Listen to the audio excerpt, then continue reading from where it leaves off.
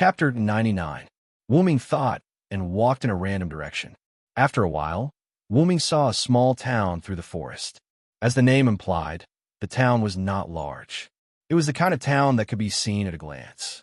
Moreover, Wu Ming also found a lot of magical power in the center of the town. Obviously, there was a small spiritual vein.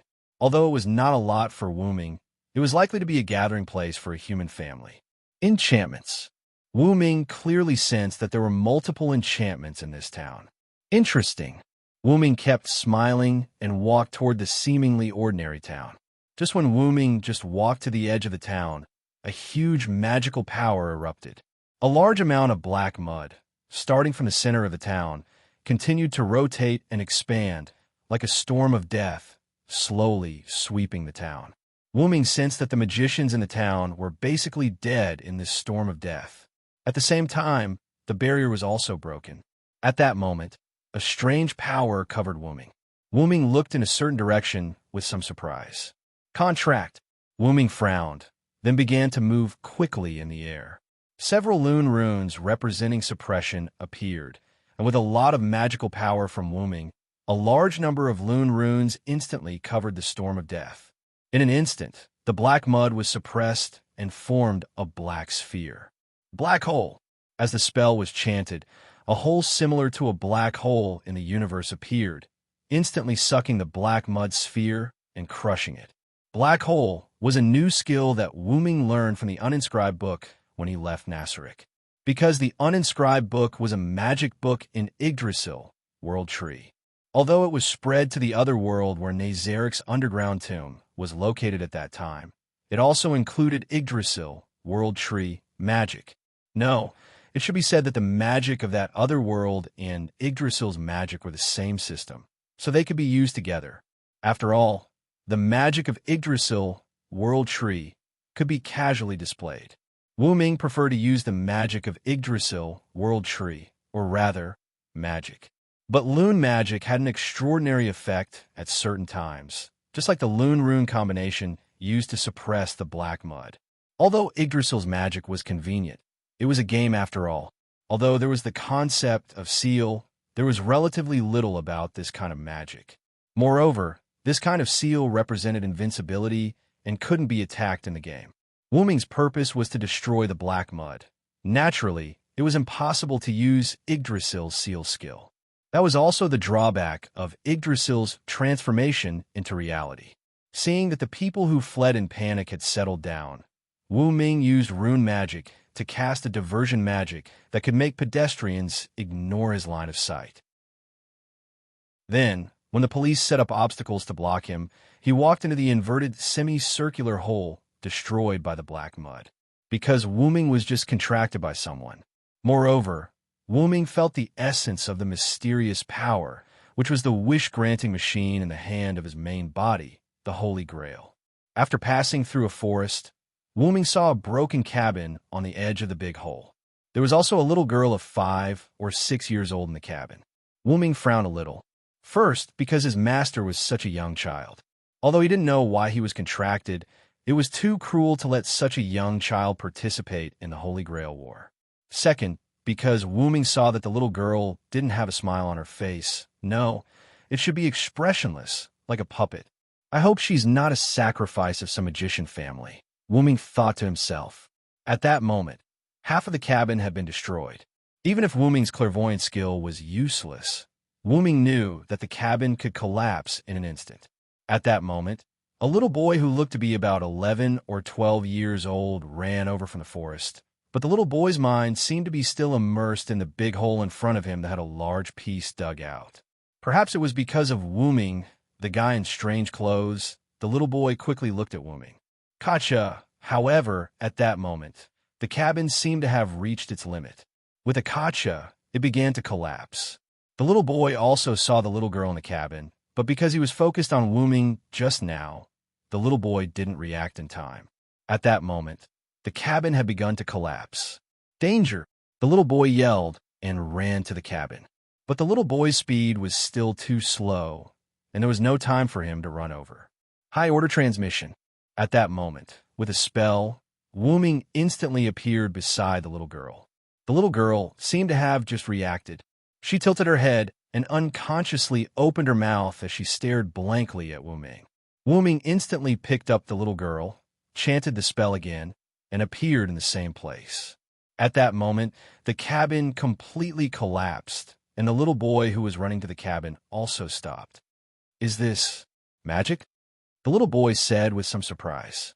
Wu Ming glanced at the little boy with a smile, then smiled at the little girl in his arms and said, "Are you okay, master?" The little girl looked at Wu Ming with some doubts. She didn't seem to understand the word master. Then she shook her head and said, "Other than my mother, this is the first time someone hugged me." Wu Ming smiled. Even if the little girl was a victim of the magician family, she was a pure child who was not contaminated by the magician. "So how about this hug?" Wu Ming asked the little girl with a gentle smile. The little girl grabbed Wu Ming's clothes, rubbed it, and said after a while, "It's very warm." Wu Ming's smile was even brighter, touched the little girl's head, and said, "So, how about sleeping for a while?" Wu Ming began to release his sacred aura.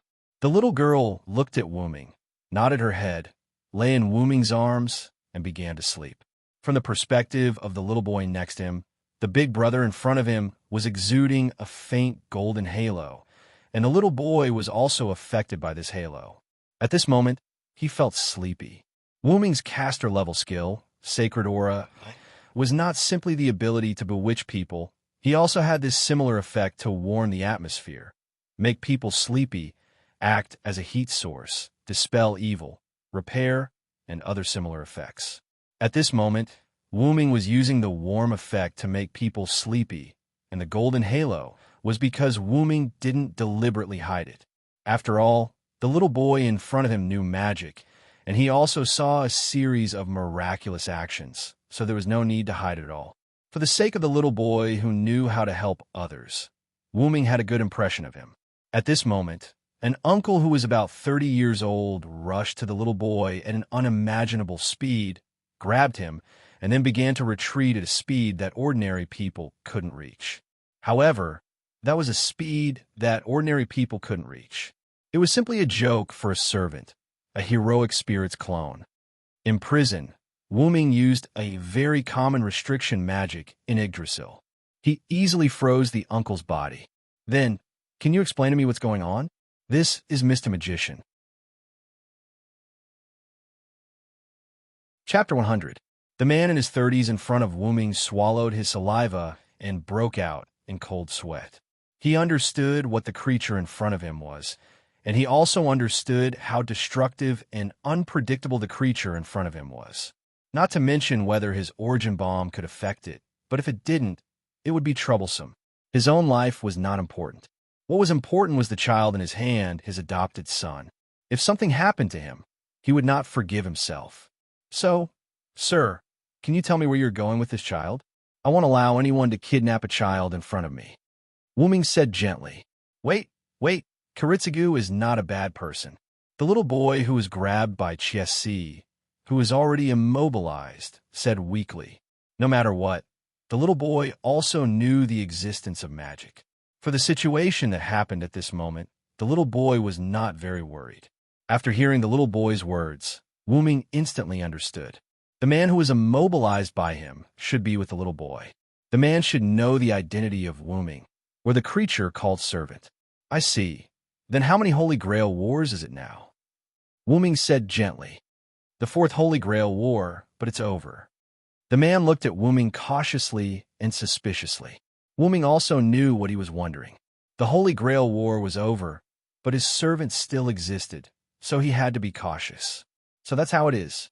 I was too rash. I apologize to all of you here," Wu Ming said, and lifted the immobilizing spell on the man. The man breathed a sigh of relief, then looked at Wu Ming and the little girl in his arms, and then took the little boy to the remaining house near the big hole. It seemed that he wanted to collect information. Wu Ming didn't care about the impolite man. Wu Ming pointed on the ground, and a simple house appeared there. Because Wu Ming had the power provided by Yggdrasil Funbaba, he could slightly control the wood element. The main purpose of building this house was to give his little master a place to rest for a short time. Wu Ming took out a piece of cloth and put on the wooden bed as a sheet, Then he settled his little master, took out another piece of cloth, and covered her body. Then Wu-Ming snapped his fingers, and a warm atmosphere filled the room. Wu-Ming looked at the cup-shaped seal in his little master's hand and sighed. Wu-Ming almost guessed that his little master's family probably died in this disaster. When Wu-Ming came to the big hole, he released his magical power. After exploring, except for his little master and the father and son, there were no other humanoid life forms nearby. Wu-Ming left the room and gently closed the door. Then Wu-Ming gently jumped on the roof and sat down. Wu-Ming knew that the father and son just now would definitely come to him again. Wu-Ming didn't believe that the magician would come to this town that just suffered a disaster. In this way, Wu-Ming began to meditate. On the other side, Amiya Kiritsugu and Shiro Amiya, the father and son Wu-Ming met just now. At this moment, they were investigating the magician's family. I see, this is the godchild, the Shitsuki family's secret. The uncle Amiya Kiritsugu looked at the ancient document in his hand with slight excitement. It was written that the Shitsuki family's girl was a natural holy grail after birth, able to fulfill wishes without any cost. This power would only disappear when the girl grew to the age of 7. This kind of girl was called the godchild. Godchild would subconsciously fulfill the wishes of the people around her. In order to not let the children of the Shitsuki family be overwhelmed by these wishes, every time a girl of the Shitsuki family was born, the Shitsuki family would set up a barrier for the godchild. In the barrier, no one except the mother could enter. Godchild would stay in the barrier until she was 7 years old. After that, the godchild's power would disappear. Only then would she be allowed to come out of the barrier. In this case, the girl would explain the disappearance of 7 years on the grounds of treating a disease or being adopted by a relative. Kiritsugu, it says here, this generation's godchild. If the wish machine wants to fulfill the wish of saving the world, her soul will be imprisoned by the world forever. Shiro Amiya was a little surprised. After all, the soul would be imprisoned by the world forever. He really couldn't imagine how painful it would be. Ah yes. Amiya Kiritsugu held his head and said, "We know the way to save the world, but we didn't use the godchild's method, and we couldn't even find the godchild." Shiro Amiya looked at Amiya Kiritsugu with some surprise, as if wondering why he could say such a thing. Yes.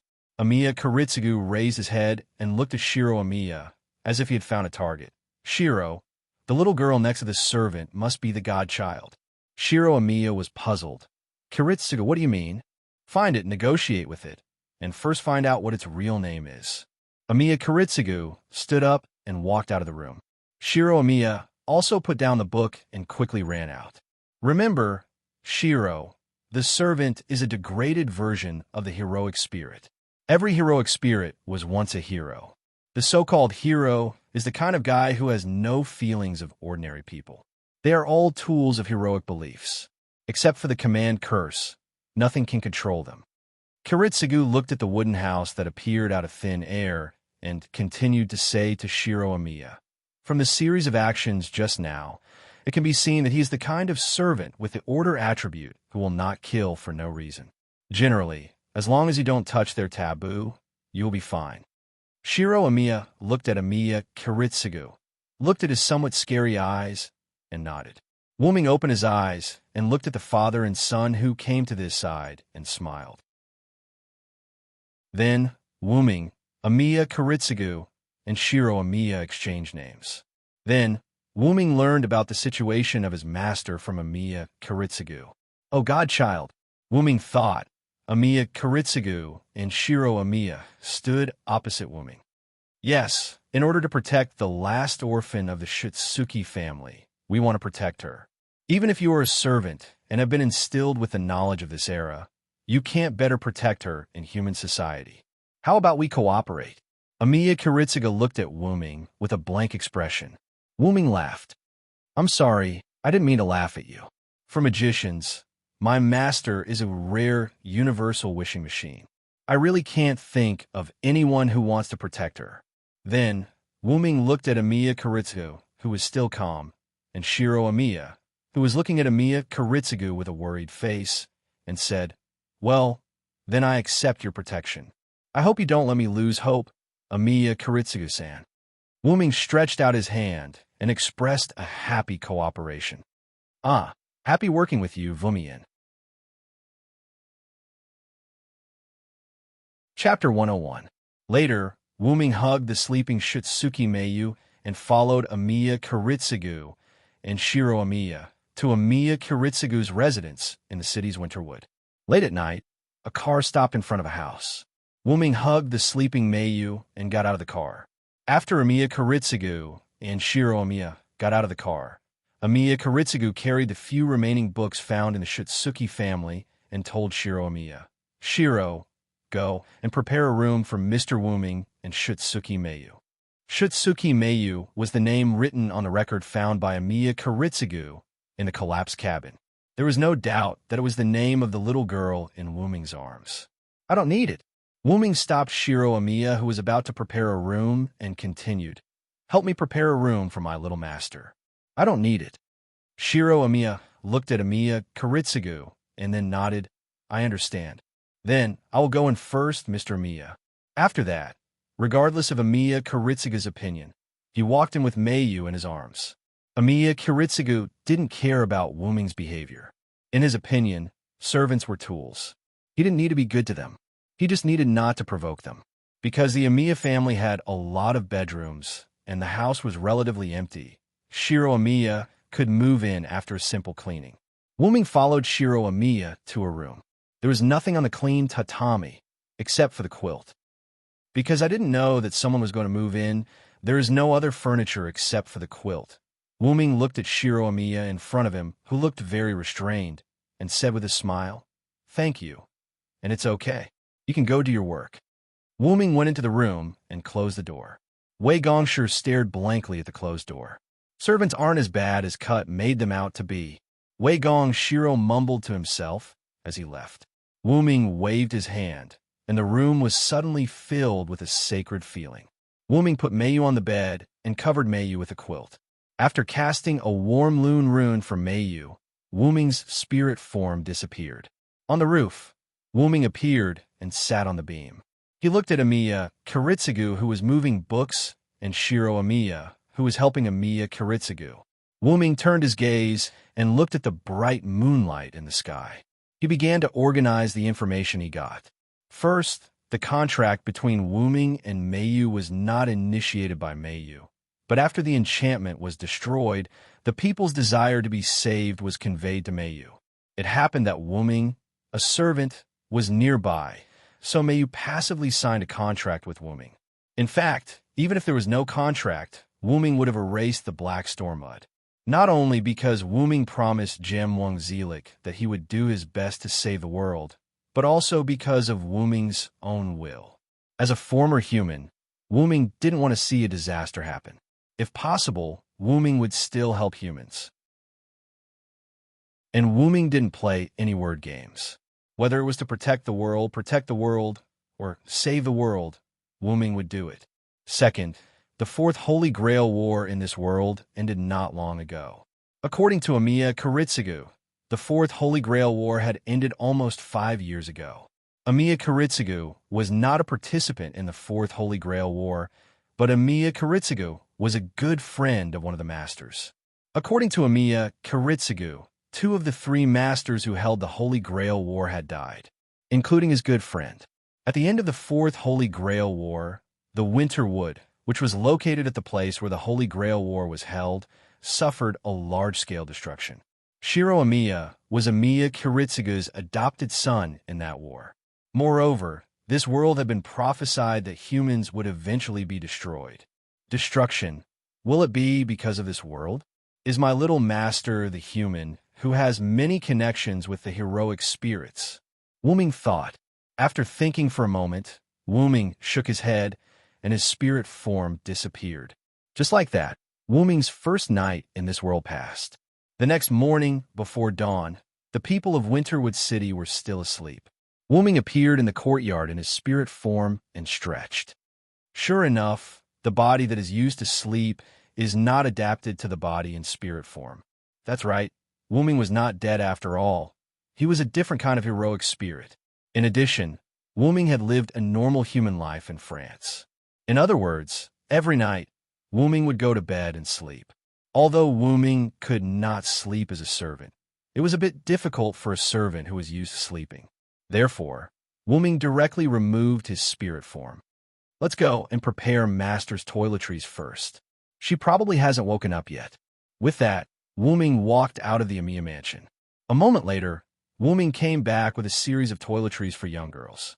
Wu-ming walked to the door of the room that Shiro Amiya prepared for Meiyu and stopped. It seems that children of this age can't take care of themselves. As he said that, Wu-ming walked in another direction. A moment later, Wu-ming came back with a basin of hot water and a wet towel. Knock, knock. Wu-ming knocked on the door, then pushed the door open and walked in. In this room, full of sacred atmosphere, Meiyu sat on the bed, the lower half of her body covered with a quilt.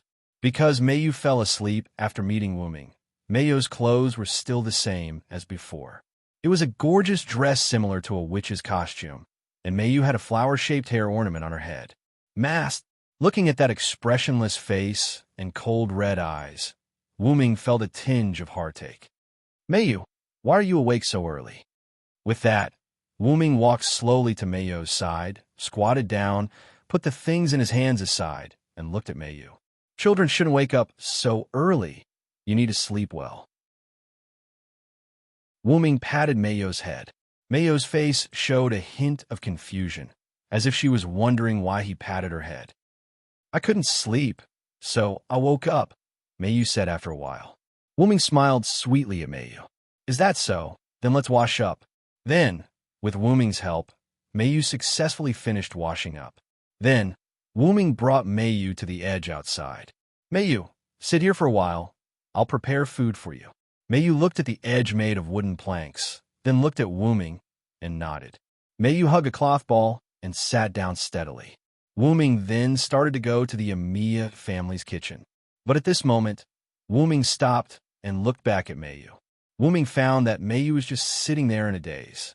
Wu-ming frowned, and then a loon rune appeared in the air, and a few cute little fairies appeared beside Wu-ming.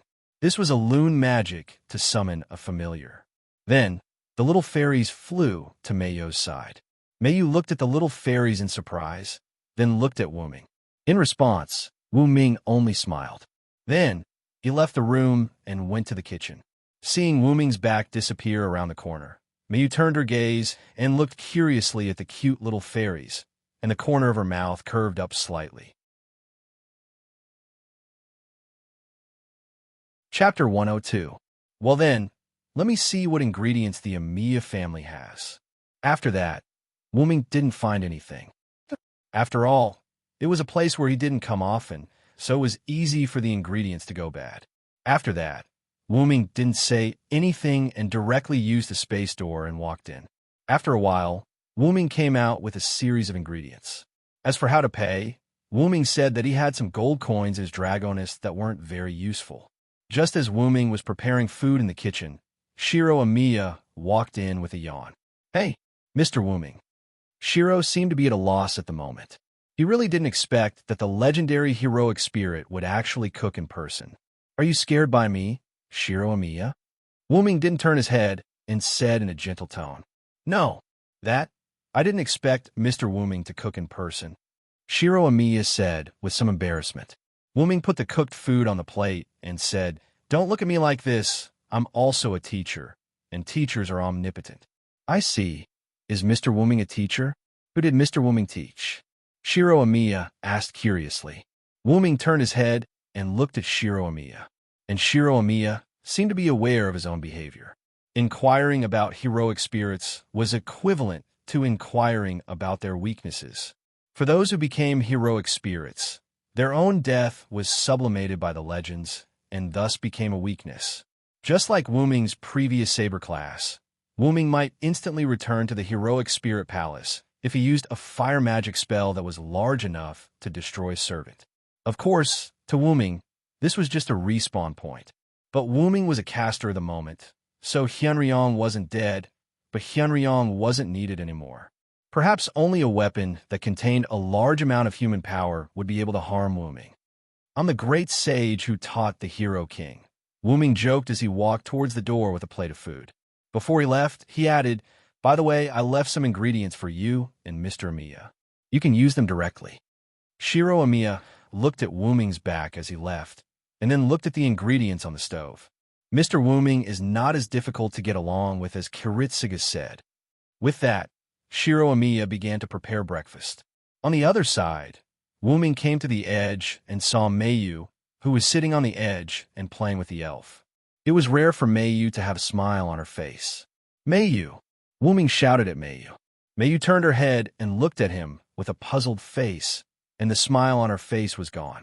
Sure enough, it will take a while for Mayu to grow into a normal child. Mayu, come and taste the food I made.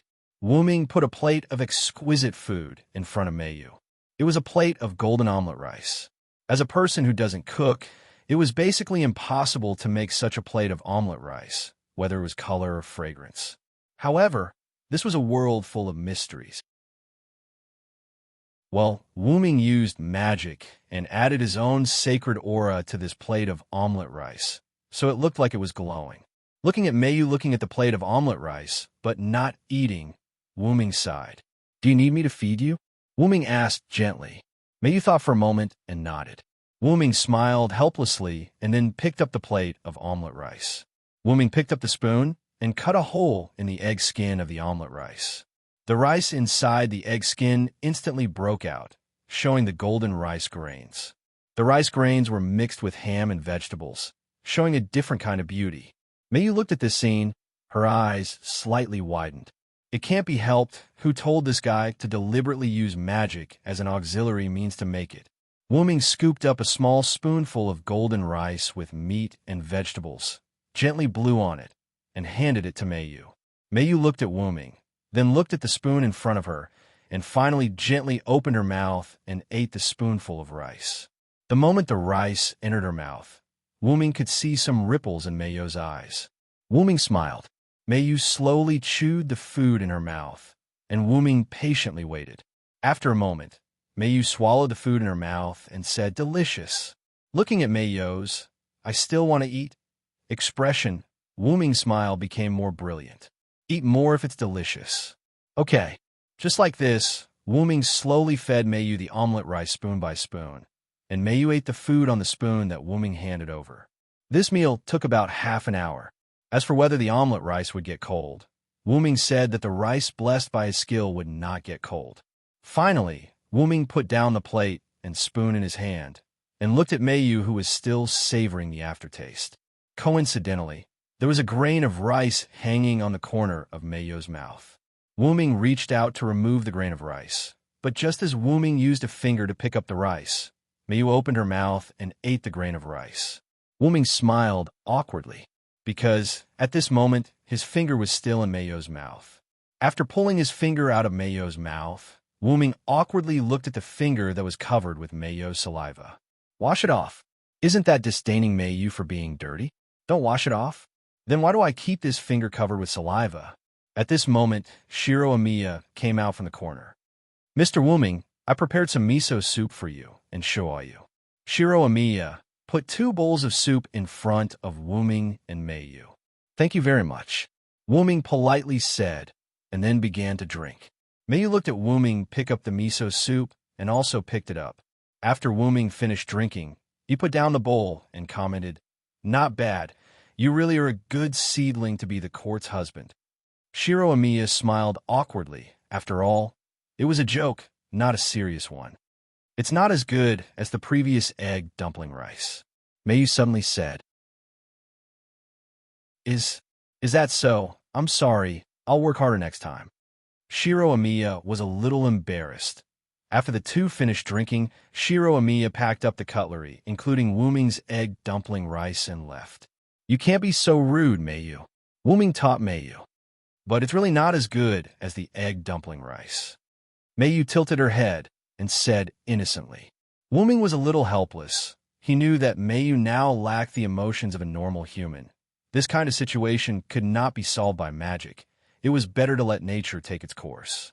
Wuming patted Mayu's head and said, "You're right, but you still have a lot to learn. Remember not to define something too early." "I know, big brother." Mayu nodded. At this time, Wuming just remembered that he did not tell Mayu his name. After all, the two just met last night, after which Mayu fell asleep and did not wake up until this morning. At this moment, Mayu, who did not cry or make a fuss, was considered very good among her peers. I'm sorry, it's my negligence not to tell you my name. My name is Wuming. Wuming, my name is Shitsuki Mayu. Nice to meet you. Nice to meet you. Nice trip. Chapter 103. After breakfast, Wuming was going to take Mayu out to buy some clothes. At the door, Amiya Kiritsugu came out of the house. Where are you going to take it? This seemed to be a very plain sentence, but Wuming heard another meaning. It was as if Wuming wanted to take away Amiya Kiritsugu's water bag in the desert. I'm going to take my master to buy some clothes. Mr. Amiya, are you interested in coming together? Wuming said with a gentle smile. For some reason, Wuming always smiled when he was Hyunryong. Wuming would fake a smile to those who didn't need it, but Wuming would smile from the bottom of his heart to those who needed it. Amiya Kiritsugu didn't speak. After a while, he said, "Can you let Shiro go with us? Shiro hasn't bought new clothes for a long time." Wuming didn't make any objection to this, but looked deeply at Amiya Kiritsugu. Then Wuming said, "Of course, I like children very much." A moment later, Shiro Amiya was called out by Amiya Kiritsugu. "Shiro, you follow them. Buy whatever clothes you want. You haven't bought new clothes for a long time." Amiya Kiritsugu said and handed some money to Shiro Amiya. Shiro Amiya took the money and followed Wuming and Mayu. After all, Wei Gongshi was wearing a new set of clothes that he had just bought. After Wuming left with Shitsuki Mayu and Shiro Amiya, Amiya Kiritsugu lit a cigarette. Amiya Kiritsugu exhaled a long smoke. Hero King, Hyunryong. Amiya Kiritsugu couldn't help but think of the words Shiro Amiya said when he sent him food. Mr. Wuming just said that he is the Hero King's teacher. Kiritsugu, do you know the Hero King? Amiya Kiritsugu quickly finished a cigarette. If it's really you, then it's really bad. After all, in the mythology, the reason why Hyunryong came to Uruk to teach the Hero King was because Hyunryong liked humans very much. And Wuming to Shitsuki Mayu, who was a human and his master, would not allow Amiya Kiritsugu's wish. Suddenly, Amiya Kiritsugu knelt on the ground, covered his mouth with his hand, and coughed a few times. A few drops of red blood dripped to the ground. Is it time? Then Amiya Kiritsugu stood up and went back to the house. Wuming held Mayu's hand, followed by Shiro Amiya. Looking at the scene that she had never seen before, Mayu opened her eyes curiously. Wuming specially studied the magic barrier of the Shitsuki family for Mayu. That is, to prevent the wishes of the world from reaching Mayu's ears and causing pollution to Mayu. Because he was a caster, Wuming's ability to analyze magic and other things was still very strong. However, Wuming did not analyze the barrier by himself, but used the gift given by Zelik. Master, after testing, the magic barrier around Miss Mayu is working well at the moment, and it is comparable to the magic barrier of the Shitsuki family. Thank you for your hard work, Kalis. You are too serious. Master, this is my pleasure. Wuming was wearing a translucent golden-green crown similar to a dragon's horn on his head at the moment. This crown was the high-level magic headwear that Zelik made for Wuming with the second method, golden green stone. Wuming couldn't help but recall that moment. After Wuming came to this world, he couldn't wait to use this magic dress. In the forest, after Wuming activated golden green stone, the original ordinary ring turned into a golden green crown similar to a dragon's horn, floating in front of Wuming. Nice to meet you, Master. I am your special magic dress, golden green stone, Kalis Ballet. Listening to this emotionless female voice, Wuming felt a little uncomfortable. After all, Wuming hoped that the artificial elf in his magic dress could be more lively. After all, Wuming didn't think of using it as a prop, but as a partner. Nice to meet you. Can I call you Kalis? Wuming walked and asked the dragon's horn floating in the air. This is your right, Master. Wuming stopped and looked at golden green stone. Listen to me, Kalis. You can call me Master, but don't think of me as your master. Golden green dragon's horn stopped floating in the air as if it was waiting for Wu Ming's next sentence. We are partners who will live and die together. Remember, I am not an ordinary servant. I am a heroic spirit who has not died. After that, Wu Ming began to walk again. Golden green dragon's horn was silent for a moment and then followed Wu Ming's pace. Then, it tightly wrapped around Wu Ming's head. Wu Ming touched the dragon's horn and smiled. Then Wu Ming used concealment magic to temporarily hide it. Feeling someone pulling his hand, Wu Ming came back to his senses and looked at Mei Yu beside him. "What's wrong, Mei Yu?" Wu Ming asked Mei Yu. Mei Yu pointed in a direction and said, "That one." Wu Ming looked at the direction Mei Yu pointed. A restaurant with an omelet appeared in front of Wu Ming's eyes. Wu Ming instantly knew what Mei Yu was thinking. Wu Ming smiled happily, then squatted down and said, "Have you just eaten, you little greedy cat?" Then, he scratched Mei Yu's nose with his finger. Mei Yu was a little panicked. She covered her little nose and looked at Wu Ming blankly. Looking at such a cute Mei Yu, Wu Ming smiled even more brightly. "Let's come here after we buy clothes, okay?" Wu Ming asked softly. "Okay." Mei Yu nodded and then grabbed Wu Ming's hand again. Wu Ming stood up and looked at Shiro Amiya behind him. "Amiya, come later, it's my treat." Shiro Amiya looked at Wu Ming with some surprise, then asked weakly, How did Mr. Wu Ming pay?" Shiro Amiya just remembered that Wu Ming, as a follower, had no money, so how did he buy those ingredients? The money Kiritsugu gave was not enough to buy clothes and food. "Ha!" Wu Ming laughed twice, then said, "I'm the teacher of the hero king, who has all the treasures in the world. The tuition is enough for me to eat and drink." So that's how it is. Then Mr. Wu Ming is very rich. Ha ha ha, of course. In this way, the three of them went farther and farther away. However, Shiro Amiya did not notice a problem. Everything that came with a servant was made of magic, but Wu Ming's items could be left in the modern world. This was also because Shiro Amiya did not understand the servants and did not understand the Holy Grail War. So Wu Ming exposed his information. Even if he wanted to tell Amiya Kiritsugu, it was fine. Wu Ming had already seen that Amiya Kiritsugu's vitality was almost gone.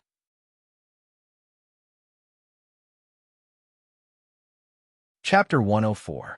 Wu Ming brought Mei Yu and Shiro Amiya out of the department store. The three of them did not have anything in their hands, as they were all kept by Wu Ming in his dragonist relic. Wu Ming brought Mei Yu and Shiro Amiya to the restaurant that they came across earlier. After ordering a portion of omelet each for Mei Yu and Shiro Amiya, Wu Ming brought the two of them to a seat. After a while, the waiter served the omelet. Due to Wu Ming's actions, Shiro Amiya was not reserved around Wu Ming. He picked up the spoon and said, "I'm going to eat." Then, he began to enjoy the meal. On the other hand, Mei Yu kept looking at Wu Ming as if to say, "Why aren't you feeding me yet?" Wu Ming smiled and shook his head helplessly. Then, he said, "Remember to eat by yourself in the future. Don't always let others feed you." "Okay." Mei Yu nodded and looked at Wu Ming with anticipation. Then, Wu Ming picked up the plate of omelet, picked up the spoon, and cut open the egg. Then, he began to feed her, just like how he fed Mei Yu this morning. Shiro Amiya looked at the heartwarming scene with jealousy in his eyes. "When will you be able to feed me the cub?" Shiro Amiya seemed to have realized something and shook his head frantically. No, I'm going to be a righteous man. How can I let others feed me?" With that thought, he seemed to be motivated and began to eat in big mouthfuls. After Shiro Amiya finished eating, Wu Ming only fed her half of the omelet. Then, under Shiro Amiya's gaze, Wu Ming finished feeding her. Wu Ming picked up a tissue and wiped the corner of Mei Yu's mouth. Then, he said, "Okay, let's go." "Okay," Mei Yu said calmly. Then, she added, "This omelet isn't good. It's not as good as yours." Wu Ming looked at Mei Yu, who wanted to say something. "But it's very warm." Wu Ming was silent. As a human who could grow up normally, Wu Ming could not imagine what Mei Yu, who was almost 6 years old, had experienced in the past 6 years. She was only allowed to see her mother and live in that small house. She was not allowed to read books or understand the outside world. She was not allowed to have feelings for anyone. She was not allowed to do anything. Although this was for the good of Meiyu and the other divine children, it was still a little too cruel. After a while, Wuming picked up Meiyu. Meiyu, maybe you don't understand now, but you have to remember that your name is Meiyu. You are no longer Shuayu. You don't need to bear any responsibility of the Shitsuki family anymore, because I am here. After saying this, Wuming's aura suddenly changed, as if a god had descended. Meiyu, who was picked up by Wuming, opened her big red eyes and looked at Wuming. At this moment, Meiyu's eyes were slightly moist.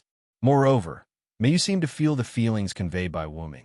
Then, Meiyu lay in Wuming's arms, closed her eyes, and fell asleep. Before Meiyu fell asleep, Wuming vaguely heard a sentence. "Thank you." Wuming suppressed his aura, and then Wuming cast a mute magic on Meiyu and said to Shiro Amiya, "Let's go, Shiro Amiya." "Yes, yes." Shiro Amiya looked at Wuming with some surprise. Now, Shiro Amiya knew why his adoptive father, Amiya Kiritsugu, was so afraid of followers. Soon, Wuming carried the sleeping Meiyu, followed by Shiro Amiya, and the three people returned to the Amiya mansion. After Wuming settled Meiyu, he followed Shiro Amiya to see Amiya Kiritsugu. "As long as I am here, Meiyu will not become the great Holy Grail." After leaving this sentence, Wuming left. Shiro Amiya looked at the gloomy face of Amiya Kiritsugu and didn't know what to do. Amiya Kiritsugu's face was gloomy. You should have thought that if it was really the Hyunryong, whether it was out of love for humans, or because Meiyu was his master, Wuming would protect Meiyu. Then, Amiya Kiritsugu spat out a mouthful of blood and sat on the ground. "Kiritsugu!" Shiro Amiya quickly ran to Amiya Kiritsugu's side and helped him up. At this moment, Amiya Kiritsugu's face was even more aged.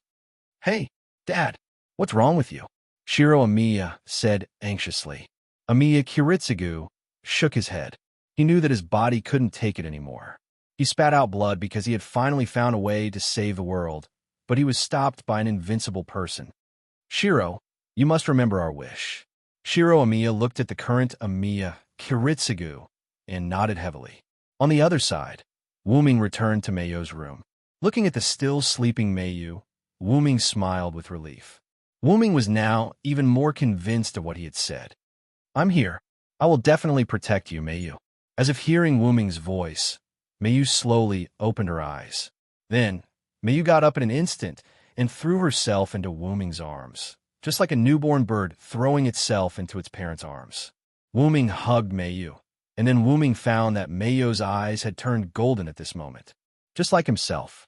Wuming's hair and eyes turned golden because of the high-density divinity brought by his caster rank, Hyunryong. Meiyu's original eyes were undoubtedly red, but at this moment, they became the same as Wuming's. Is it the Holy Grail's ability to grant wishes? Wuming thought of Meiyu as the Holy Grail, who had the ability to passively grant other people's wishes before the age of 7. Although Wuming had used the emerald to simulate the Shitsuki family's magic barrier, someone as strong as Wuming could still penetrate the magic barrier and convey wishes to Meiyu at a very close distance. It turned out to be the case. Is this the reason why I said, "I'm here"? After all, the Holy Grail was not omnipotent. It could only choose the most appropriate way to grant wishes at present. Perhaps for the judgment of the Holy Grail system, for Meiyu, letting Meiyu become Wuming's family and be protected by Wuming was the most ideal idea of no need to bear the responsibility of the Shitsuki family. No wonder Meiyu was so tired that she fell asleep. It turned out that the Holy Grail played a role in fulfilling Wuming's wish, which led to Meiyu's exhaustion. Well, this is not bad. Then, you're my sister. Please take care of me, Meiyu. With that, Wuming put one of his hands that was holding Meiyu on Meiyu's head and touched it. Well, please take care of me, brother. In this way, the person whose Shitsuki Meiyu died, the so-called Meiyu who was Wuming's sister was born, and a new life began.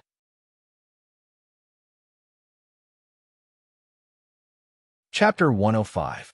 In the afternoon, a golden-haired, golden-eyed young man walked on the streets of Winterwood City with a smile on his face. Some of the more powerful people in Winterwood City looked at Wu-ming with shock and relief when they saw Wu-ming. From time to time, he would stop at a gourmet shop to buy some delicious food. In the end, the young man would always visit the food market. When he walked to a familiar shop, the young man had just reached the door when an uncle who was the store manager walked out and shouted, "Yo, Amiya, you're here to sell food again." Wu-ming looked at the store manager who greeted him and smiled. "Yes, I have to make my cute sister's favorite omelet rice. As expected, the meat in your shop is still the freshest." The uncle laughed. "Ha ha ha, of course. I've been running this shop in Winterwood City for more than 10 years. The freshness of the meat is one of the best." At this time, the store manager of the next shop suddenly appeared. "Oomph. If you want to talk about the quality of the ingredients, you have to look for my shop. Although the meat in my shop is slightly inferior, the vegetables in my shop are the freshest in Winterwood City." "You old man, are you trying to make trouble for me?" "You're the one who's trying to make trouble for Brother Amiya. It's obvious that Brother Amiya wants to cook for his beloved sister. You actually sold your stale vegetables to Brother Amiya while I was busy and closed the shop. I think you're provoking me." Looking at the two quarrelsome store managers who looked like they were about to fight, Wu-ming felt helpless. "The two of you have a good relationship," Wu-ming said gently. The two uncles had taken root here ever since Wu-ming bought food here. Although they looked like they were in conflict, they were actually quarrelsome. Otherwise, they wouldn't have put their shops together to do business. Hearing Wu-ming's words, the two uncles snorted and then took out the ingredients that they had prepared. "Amiya, this is the best meat that I've carefully selected. I'll sell it to you at the same price as before." "Brother Amiya, these are the vegetables that I personally picked. I'm selling them to you at the same price as before." Wu-ming smiled helplessly, paid the bill, thanked him, and left. Then, the two uncles began to discuss. "Brother Amiya is such a good returnee. Why does he always buy ingredients personally?" Another uncle said, "It's obvious that you're ignorant. Amiya dotes on his sister a lot. Every time he cooks for his sister, he buys the ingredients himself." "That's true. Otherwise, with Brother Amiya's family business, he wouldn't need to run errands himself." "That's great. I wonder if he'll take a fancy to my daughter." "Forget about it. I think my niece is better." It was another round of shoulder to shoulder, as if they were about to fight. Wu-ming, who hadn't gone far, listened to the conversation between the two uncle store managers and fell helpless. At this time, Wu-ming had been in this world for almost 5 years. 5 years ago, Wu-ming used magic to hypnotize various high-level officials and underworld leaders in Winterwood City, making them all think that Wu-ming was a very powerful senior who had returned from overseas. He also used magic to hypnotize the director of a large company with an address in Winterwood. Then, Wu-ming put his name in this company. After that, he took out the few remaining treasures in his dragonist and exchanged them for a large amount of currency. After all, when he was in Nasarick, Wu-ming took out most of his treasures to supply Nasarick. Since then, Wu-ming's treasures had shrunk significantly. At this time, Wu-ming's dragonist had no treasures except for some necessary props. Also, after Wu-ming and Meiyu came to Amiya family, Amiya Kiritsugu passed away not long after, as if he had fallen asleep. Wu-ming didn't plan to help Amiya Kiritsugu with his treatment, and Amiya Kiritsugu didn't plan to let Shiro Amiya or himself ask Wu-ming for help. That man already had a trace of death. No, it should be said that he died long ago. If there was no Shiro Amiya, then the only thing left was a walking corpse acting in order to save the world. Wu-ming adopted Shiro Amiya and Amiya Meiyu as Amiya Kiritsugu's distant relative from abroad. That's right, at this time, Wu-ming's name was Wu-ming Amiya. Although it wasn't much, the name was always fake, so there was no need to pay attention to it. Wu-ming returned to the gorgeous Amiya mansion, put down the ingredients, and prepared to pick up Meiyu, who was about to finish school. Meiyu was taught the basics by Wu-ming and then waited for about a year. After all, the secret of the Shitsuki family attracted many magicians. When Meiyu was in primary school. At this time, Meiyu was 10 years old and was in primary school, while Shiro Amiya was 17 years old and was in high school. Shiro Amiya gradually became stronger after Amiya Kiritsugu passed away, just like how he always refused Wuming's pickup and drop-off. Wuming still remembered the words of the 12-year-old Shiro Amiya. I'm already 12 years old. I've grown up. I don't need Big Brother to pick me up. Because Wuming adopted Shiro Amiya and Amiya Mayu as a distant relative of the Amiya family, both of them called him Big Brother. Mayu didn't want to be outdone and seemed to want to go to school alone. In the end, Wuming resolutely refused. What a joke! Mayu was only 6 years old at that time. There was still about a year before the characteristics of the Shitsuki family godchild disappeared. It was inevitable that there would be magicians who knew about the Shitsuki family's godchild. Amiya Kuritsugu was suspicious because the Shitsuki family deliberately hid girls under 7 years old. There would definitely be magicians who suspected or even knew about the Shitsuki family's godchild. As for Mayo's golden pupils, Wuming used a special kind of magic, similar to contact lenses, to turn Mayo's golden pupils into a special color between orange and pale gold. For the time being, he called it orange gold. Wuming also changed his pupils to orange gold. Together with Shiro Amiya's orange-yellow pupils, they looked like a family. Wuming locked the door and headed towards Mayo's primary school, Suichuanhara Academy. To be precise, it was the primary school of Suichuanhara Academy. Because Wuming was worried about Mayu, Wuming gradually quickened his pace. He arrived at Suichuanhara Academy. Suichuanhara Academy had a high school section and a primary school section. Wuming calculated the time. Shiro Amiya, who was in the high school section, and Mayu, who was in the primary school section, were almost finished with school. However, Wuming still walked to the entrance of the primary school section. Next to the high school section of Suichuanhara Academy, there was another school, which was the primary school of Suichuanhara Academy. After waiting for a moment, the school bell rang. Slowly, people began to walk out of the school. These were all returning home, including Mayu and Shiro. After a moment, Wuming saw a petite figure in the crowd. Mayu! Wuming shouted at Mayu with a smile. Brother! Mayu trotted and sped up, throwing herself into Wuming's arms.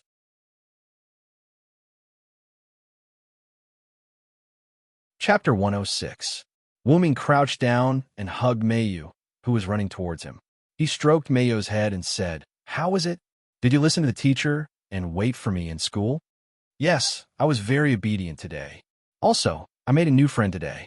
Mayu looked at Wuming with her big eyes and said cheerfully, Oh, friend? What kind of friend? Wuming was a little happy. Mayu had been in this school for almost 4 years. Wuming still remembered that at the beginning, many people thought that Mayu was a strange child, and no one was willing to be friends with her. After all, Mayu had just developed feelings for him. It was no wonder that people would say that about Mayu. At that time, Mayu didn't care much about it. Wuming once asked Mayu why she wanted to go to school. According to Mayu, going to school was something that Wuming wanted. Mayu would do what Wuming wanted her to do. This made Wuming very helpless at that time. This couldn't be blamed on Mayu, when she had just developed feelings for him. Other than Wuming, even Shiro Amiya, who she saw every day, couldn't attract Mayu's attention. Mayu only cared about Wuming.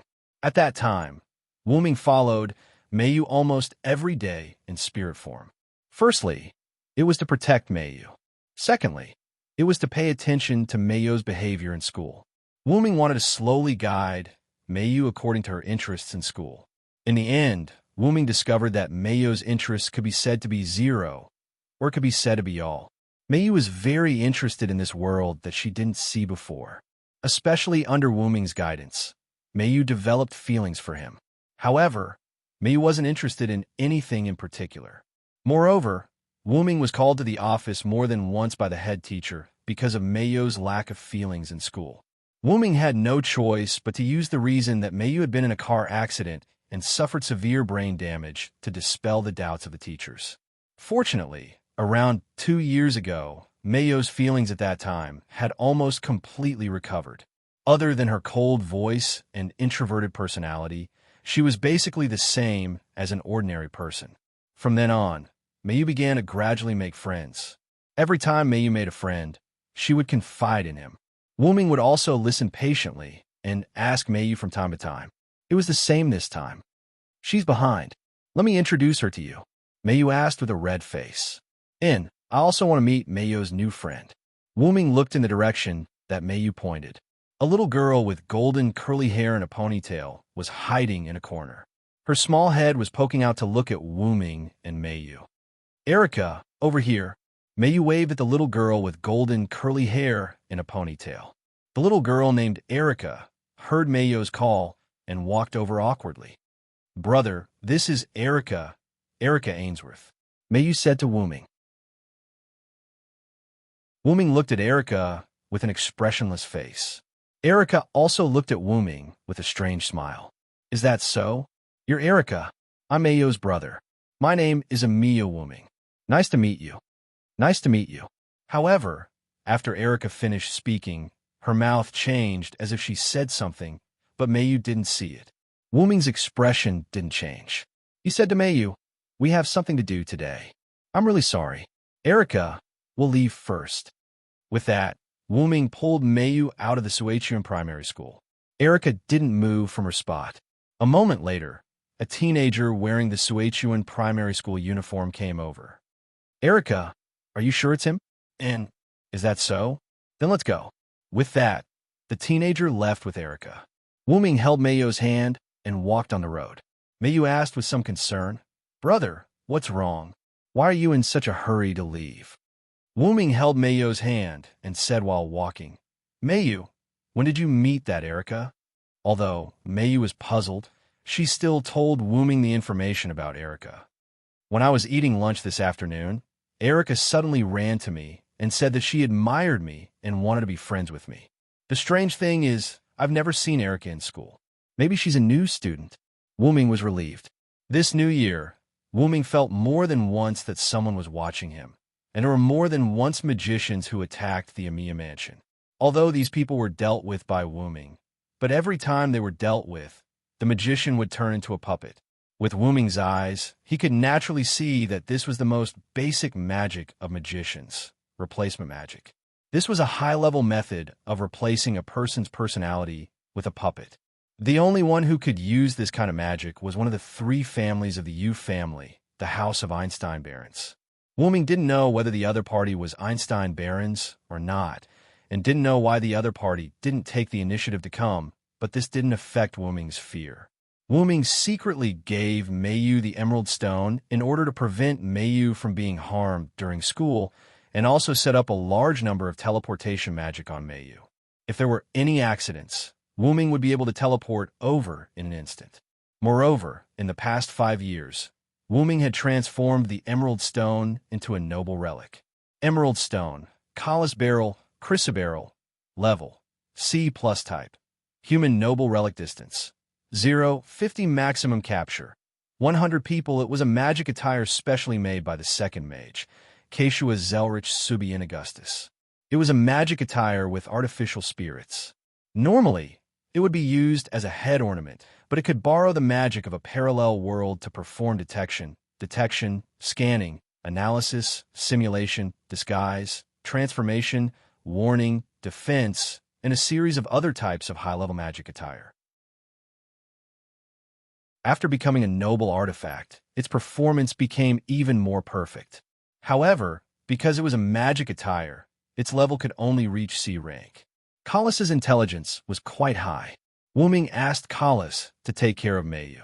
After much reluctance, Collis followed Wuming's arrangement and hid on Mayo's body, becoming an accessory on her school bag. As for the Erica he met today, Wuming could feel that she was a living god-level character. At that time, the words Erica mouthed were Hyunryong. This made Wuming shocked. This meant that the other party already knew his identity. Looking at how fearless she was, she probably had a way to deal with him. Wuming was puzzled as to how he was exposed. Since then, after knowing that there was a hidden enemy, Shiro Amiya's memory of him had been erased by Wuming. Of course, this was under the condition that Shiro Amiya was willing to do it. Mayu, our peaceful days are coming to an end. Mayu was stunned. Wuming could feel that Mayo's hand was trembling. Do you mean that I'm going to be separated from brother? Mayu said to Wuming with a gloomy face. Of course not. I said that as long as I'm here, you don't have to bear the responsibility of the Shitsuki family. Wuming looked at Mayu seriously. Mayu nodded seriously. Then the two of them walked towards the Amiya mansion.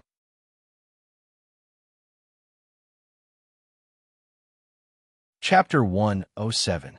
After returning home, Wuming activated his magic workshop in the Amiya mansion. The golden staff of the seven snakes floated in the middle of the magic workshop.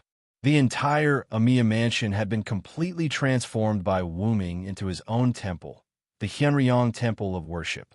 Shiro Amiya had also returned to the Amiya mansion. As soon as he entered the door, Shiro Amiya shouted, "Brother, Mayu!" Wuming appeared and looked at Shiro Amiya. "What do you know, Shiro?"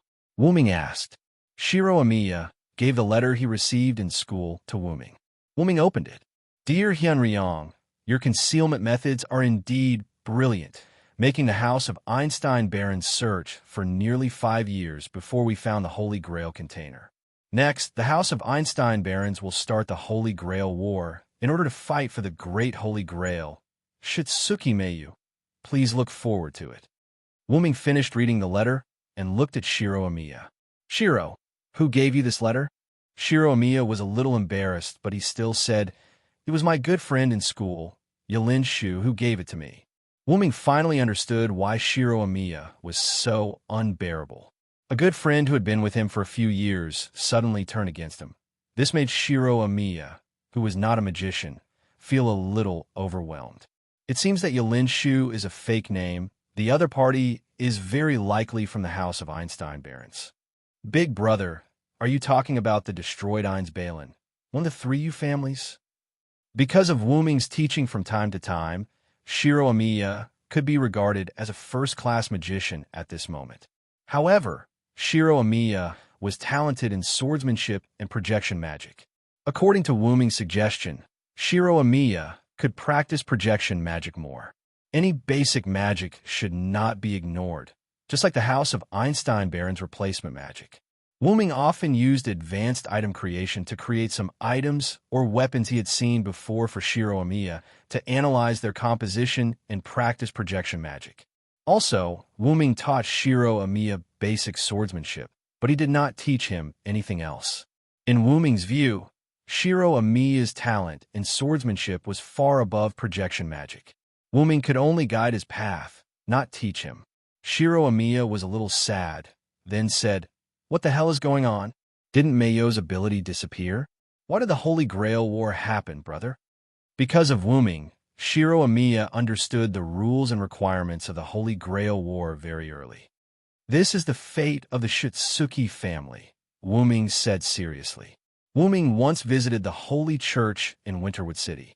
A priest named Yin Fengili confessed everything to Wuming. The godchild of the Shitsuki family was artificially created 400 years ago for the purpose of the Holy Grail War. The godchild of the Shitsuki family was used as a vessel to create the Holy Grail War. By sacrificing the souls of the servants, the Holy Grail War was created. In the Fourth Holy Grail War, 2 of the 3 families who organized the Holy Grail War were killed, and the remaining family also suffered a great loss.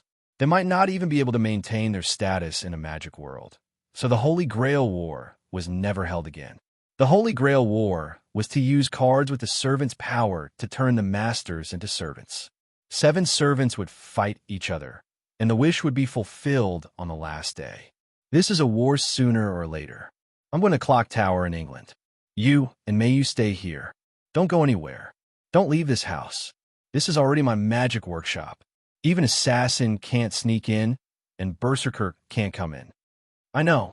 I'll participate in the Holy Grail War and protect Mayu," Shiro Amiya said solemnly. Wuming flicked Shiro's head. "Let's not talk about whether you have a card or not. I'm here.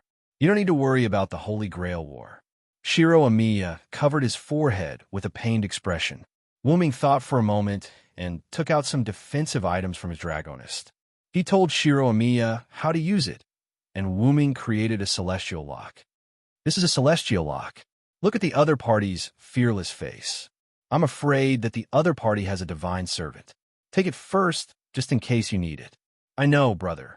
Shiro Amiya took the celestial lock with a serious face. Wuming looked at Mayu, who had been hiding in the corner from the beginning, and instantly came behind her. Mayu! A dash! Mayu was obviously shocked and looked at Wuming with resentment. Wu! Brother Wuming. Looking at Mayu, who was embarrassed because she was caught eavesdropping, Wuming smiled. I know you have the ability to bear all this, so I told you about the magic world from the beginning. But I don't want you to learn magic. I also know that you're working hard. You've basically finished reading all the high-level books you want. Wuming has always bought a lot of books. At first, it was about the ways of the world and developing feelings. Later, Mayu began to ask for more high-level books, such as anatomy, mechanics, and so on. Wuming didn't refuse Mayu.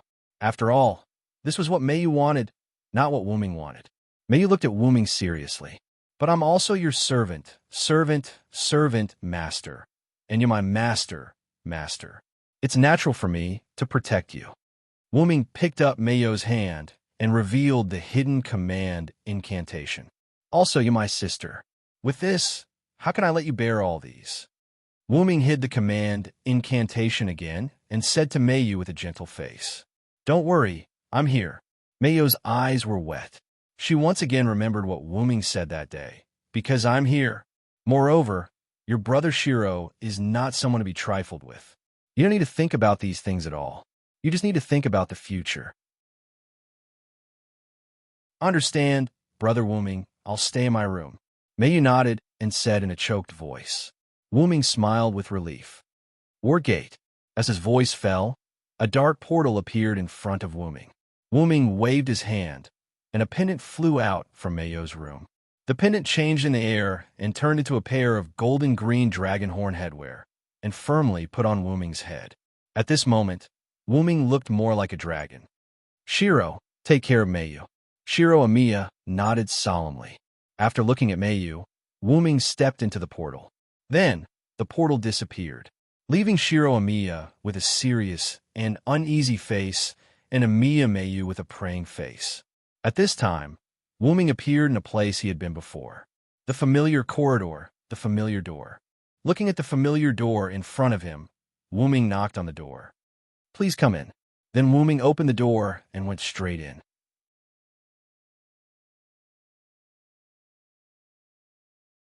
Chapter 108.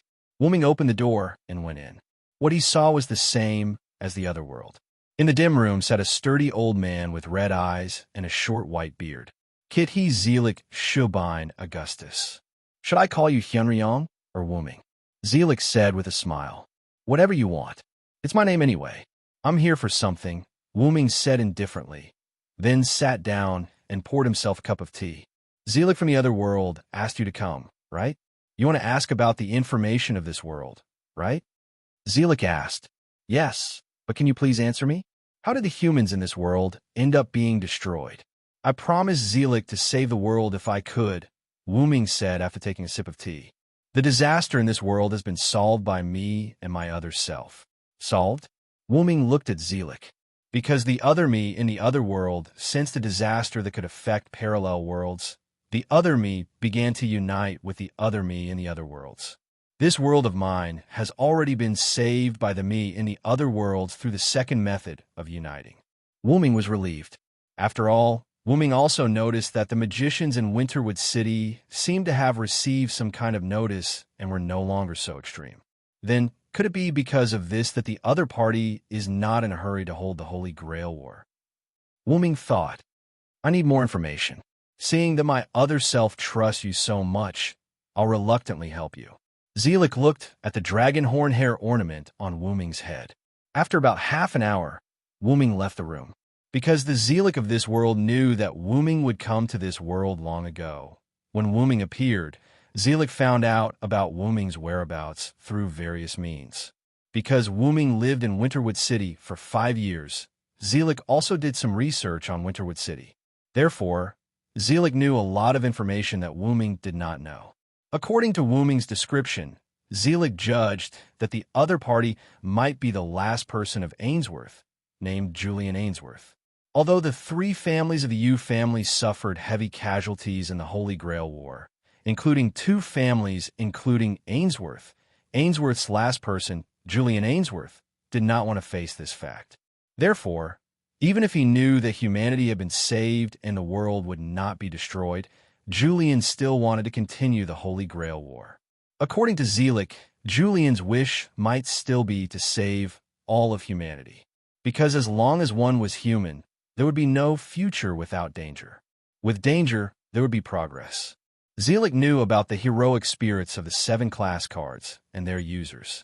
Although those users had long said that the personalities of some people who had died long ago were replaced with machines on the dolls. Other than that, Zelik did not have any other information. After getting the information, Wuming left. Although this world might not be the world that brought danger to other parallel worlds, as Zelik said, Wuming did not plan to leave. The main reason was because Mayu had left a deep impression on Wuming. Wuming could not abandon Mayu. There was also Shiro Amiya, the magician who had normal human thinking. Because of Wuming's influence, Shiro Amiya had long abandoned Amiya Kiritsuga's wrong wish and had his own new and correct wish. Wuming opened the portal and returned to the Amiya mansion. As soon as he returned, Wuming discovered that there were people fighting in the courtyard of the Amiya mansion. It was a tentacle-like monster and Shiro Amiya who had used a class card. In one of the rooms of the Amiya mansion, there was an injured purple-haired girl who was about the same age as Shiro Amiya. She was lying unconscious on the ground. At that moment, Wuming more or less knew what had happened. Wuming waved his hand, and an oval lens appeared beside Wuming. Wuming walked toward the purple-haired girl's room while watching Shiro Amiya and the strange tentacle-like monster fight. The tentacle-like monster was 3 meters tall, and its face seemed to be a skull mask. It looked like the monster was made of tentacles. This is assassin? Wuming discovered the monster's true form. That was right. This was the assassin user of the card in the Holy Grail War. He watched as Shiro Amiya held 2 swords in his hands and kept dodging assassins' attacks. From time to time, he would throw flying swords and stab assassins back. On the other hand, the tentacle-like monster formed by assassin was completely unaffected. The huge tentacle-like fist kept bombarding the ground. Some of the marble slabs on the ground in the courtyard were smashed away, and soil was splashed everywhere. The originally beautiful Amiya mansion was now a mess. As if the time was right, Shiro Amiya dodged one of Assassin's attacks and jumped onto Assassin's back. He held a pair of black and white swords in his hands and stabbed toward Assassin's back. In an instant, an explosion occurred inside the tentacle-like monster. Then, there was a heart-wrenching scream. Ah! Shiro Amiya jumped to the side of the wall and looked at Assassin, who was curled up. He stretched out his hand, and a black bow appeared in Shiro Amiya's hand. Then, Wei Gongshiro projected a slender, spiral-shaped sword. This is the Rainbow Sword? Yes, Wuming recognized this sword. This was the famous weapon of Fergus Mac Roy in Celtic legend, Calibalg. Because it was shaped like a spiral, it was also called the Spiral Sword. Because Wuming had met Fergus before, he recognized this sword. Although he was a strange guy, at this moment, this rainbow sword was obviously very different from the real rainbow sword. It was too slender, as if it was modified for shooting. Let's call it the fake spiral sword. I see. Projection magic, Wuming suddenly realized, then said, I'm really worthy of the future, you, Shiro. With Wuming's eyesight, he could already see the original body of the hero spirit card Shiro Amiya used. If there was no accident, it was the future Shiro Amiya who became a hero spirit after death. Shiro Amiya drew his bow and aimed at the curled-up tentacle ball, but a cherry-colored scarf happened to float by. Shiro Amiya seemed to have thought of something and put down the bow. Wuming smiled. Wuming once taught Shiro Amiya that once the opponent was determined to be the enemy, don't give the enemy a chance to breathe. Unless Wei Gongshiro held the pseudo, spiraling sword in a reverse grip, and with the speed of lightning, he fiercely stabbed backwards. A purple-haired man with a skull mask with missing legs and arms appeared behind Shiro Amiya. The fake spiral sword steadily stabbed into his abdomen. Why? The purple-haired man asked in shock. You're the one who said it. Your tentacles can move freely after leaving you. Unless he had absolute confidence in winning.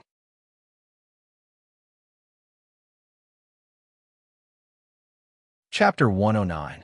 Shiro Amiya pulled out the pseudo-spiraling blade. An assassin fell to the ground weakly. No, no, I don't want to die. I don't want to. Assassin's card user crawled forward with great difficulty. Shiro Amiya jumped down from the wall, dispelled the bow and sword in his hands, and reformed the twin blades. He walked step by step towards Assassin's card user. If I didn't activate the transfer technique in time, your sister Sakura would probably have the same idea as you, Shiro Amiya said calmly. But Sakura isn't dead. I was only following Master Julian's orders. Assassin's card user seemed to have thought of something and stopped talking with a face full of disbelief. Ha! Ha ha ha! What Master Julian? Damn it. Fortunately, Sakura was saved by you. Shiro Amiya, come on, finish me off. Finish off a dead person like me. Assassin's card user first laughed, then cried, and then asked Shiro Amiya to finish him off. Wuming turned off the X-ray mirror and walked into the room where the girl called Sakura was. As soon as he entered, Wuming smelled the thick scent of blood. Wuming took a closer look and saw that Sakura's chest and back were covered in blood. If he was not mistaken, it was caused by Assassin. Could this girl be Shiro's lover? Wuming said with interest. After joking, Wuming made a few gestures in the air, and a few lune runes that symbolized healing were attached to Sakura's body. With a burst of green light, Sakura's clothes instantly became brand new. If not for the bloodstains, anyone would have thought that she was a sleeping girl. Wuming walked out of the room and gently closed the door. Wuming then met Shiro Amiya, who had finished off Assassin. At this moment, Shiro Amiya was still in his heroic spirit state. He wore a red headband on his forehead, and a white cloak fluttered behind him.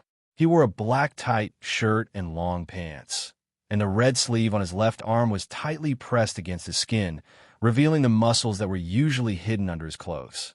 Wei Gong Shiro took out a palm-sized card with a skeleton mask and a dagger drawn on it, and handed it to Wuming. Big brother, it's just as you said. After I killed Assassin, he turned into a doll. This card is stuck on the doll. Once, a magician attacked Shiro Amiya. After Wuming killed him, the magician turned into a mechanical doll. Therefore, Shiro Amiya also knew about the doll. Wuming took the card and said to Shiro Amiya, I've healed your lover. Go take a look. She should be waking up soon. Shiro Amiya blushed a little at Wuming's words. He then stopped his heroic spirit state and handed the archer card in his hand to Wuming. After saying, Thank you, big brother, he quickly ran into Sakura's room. Wuming looked at the two cards in his hands and frowned. Although the user of the assassin card was easily defeated by Wei Gong Shiro, that was only because the user of the assassin card wasn't strong. It didn't mean that the card itself was weak. Wuming could clearly feel the presence of heroic spirits in these two cards, especially this assassin card. Wuming could feel that there was more than one heroic spirit in it. There were about 19 of them, but each user could only use the power of one heroic spirit. Wuming turned on the surveillance camera in the magic workshop and looked at it. After Wuming left, Mayu and Shiro Amiya stayed in the house and did not go out. However, after a while, a girl came to the Amiya mansion. That girl was Sakura, who was treated by Wuming. Shiro Amiya might have known the girl named Sakura, so he brought her to his courtyard. After entering the courtyard, Sakura first cried and threw herself into Shiro Amiya's arms. Then, Sakura took out an archer card. Senior, this is the strongest card. Archer Hero King Gilgamesh. Wuming noticed what Sakura said. Hero King Gilgamesh. Then, with the heroic spirit that Shiro Amiya transformed from his future, Wuming could speculate that the card was definitely not Gilgamesh's card. Sure enough, Wuming continued to watch. Assassin sneaked in through the process of Shiro Amiya, bringing Sakura in. Assassin's appearance was quite strange, even disgusting. The grayish-white skull mask covered the chin and nose, and the mouth opened and closed along with the skull mask. The whites of the eyes were all black like the pupils, and the legs seemed to be fitted with artificial limbs. The inhuman legs were thin and long, making people feel disgusted. The left hand was a thin black arm, and the right hand was completely made up of tentacles. A large number of tentacles were constantly flying in the air. Seeing the enemy, Shiro Amiya quickly put Sakura behind him and projected a sword. Then, Shiro Amiya began to fight against Assassin. Although Shiro Amiya had improved considerably under Wuming's guidance, his opponent was still using a card that contained the power of a heroic spirit. Gradually, Shiro Amiya began to lose ground. Assassin, on the other hand, believed that Shiro Amiya was no longer a threat, so she knocked Shiro Amiya back with a heavy blow. Then, she gave up on dealing with Shiro Amiya and turned to deal with Sakura instead. Through the conversation between Assassin and Sakura, Wuming learned that Assassin had become mentally unstable. Julian ordered Assassin to be killed and brought back to Sakura. It seems that the power of the heroic spirit in the card will corrode the user, Wuming said calmly. The card user of Assassin seemed to be Sakura's brother, but he had died 5 years ago. Sakura had personally told Shiro Amiya this. Shiro Amiya, who was in a sorry state, got up from the ground. Sakura stood in front of Shiro Amiya. "Senpai, let me protect you this time." Following Sakura's words, the card in her hand began to glow. Then, under Assassin and Shiro Amiya's shocked gazes, the glow covered Sakura. Then, the glow shattered and the card turned gray. Sakura looked at the card in her hand helplessly. Her voice trembled as she spoke. Why, Assassin's cruel and disgusting laughter responded to her. "Ha ha ha, my poor sister. Your card has been swapped by Lord Julian. Lord Julian guessed that you would betray him. Why would Lord Julian give you the real card of the Hero King, Gilgamesh? The card you have is only a fake." Assassin calmed down from her laughter and said to Sakura, "Now die." Following Assassin's death declaration, Sakura looked in Shiro Amiya's direction in despair. "Senpai, goodbye." Assassin's tentacles condensed and reached for Sakura. Shiro Amiya struggled to get up. He quickly and awkwardly drew a few lines in the air. A few special runes appeared in the air. The moment the tentacle arm touched Sakura, Sakura's body trembled. "Teleport!" Shiro Amiya shouted. Sakura was teleported away in an instant. Assassin was stunned on the spot. "What happened? I was going to kill Sakura. Where's Sakura? Where's Sakura? Where's Sakura?" Looking at Assassin, who had gone crazy, Shiro Amiya rolled and picked up the discarded card that Sakura dropped when she was teleported away. Wuming turned off the surveillance mirror. What happened next was needless to say.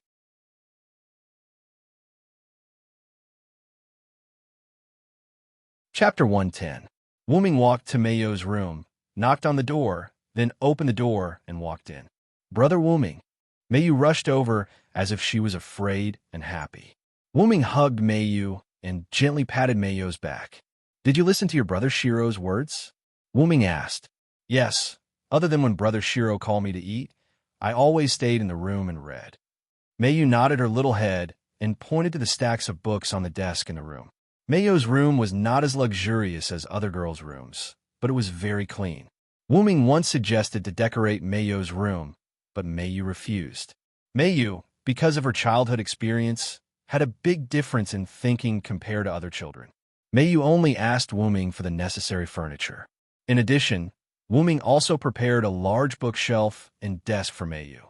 Wuming bought books for Meiyu in the past 5 years, all of which were placed on this large bookshelf. Through some magic tricks Wuming taught Meiyu, Meiyu made up for Meiyu's lack of height. After all, this large bookshelf was really big. Wuming looked at this room with some nostalgia. Then, Wuming said to Meiyu, "Meiyu, I want to send you somewhere else for a few days." "No." Before Wuming finished, Meiyu interrupted him. Wuming looked at the little girl with tears in her eyes and stopped talking. "Brother Wuming, are you starting to hate me?" Meiyu said. "How could that be? I'm just—" Wuming said hurriedly. "Then, why are you chasing me away?" Meiyu interrupted Wuming again. Wuming smiled helplessly.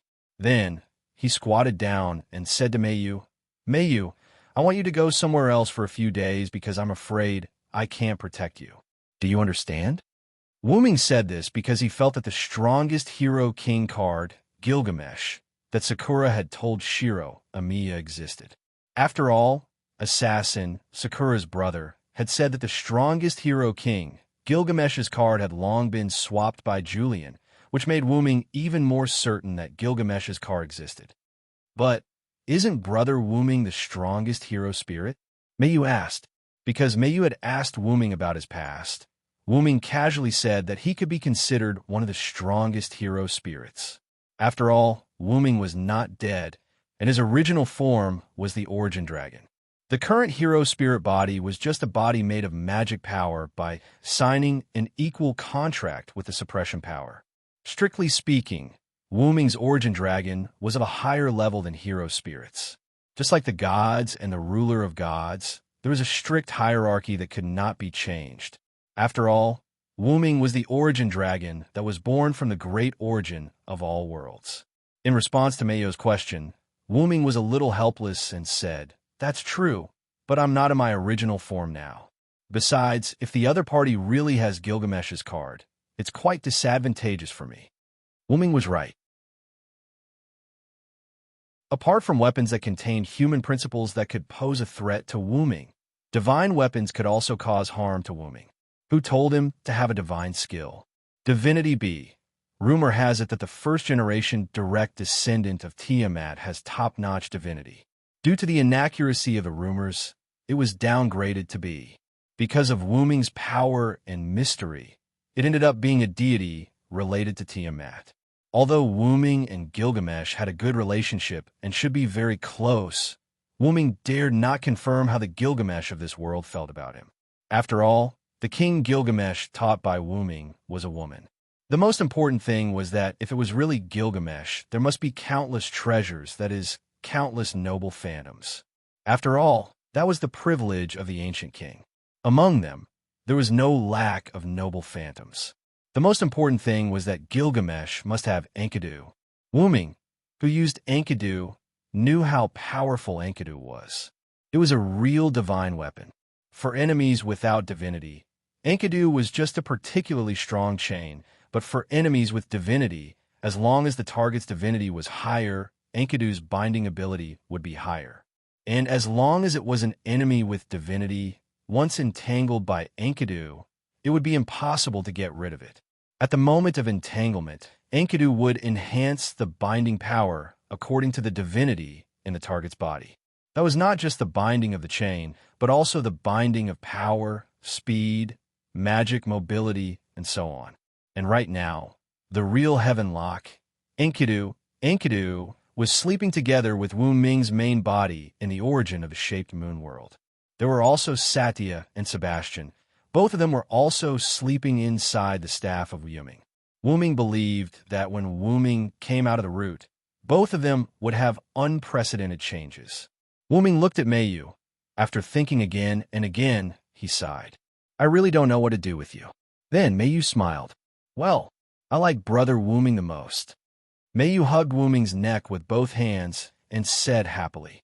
Although Mayu's voice was very low, the mood contained in it was quite loud. "Well, since you're relieved, then let me go. What do you want to eat? I'll make it."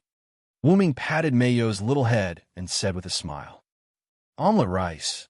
Mayu whispered. Wooming was taken aback for a moment. Then he was relieved. "Can't I?"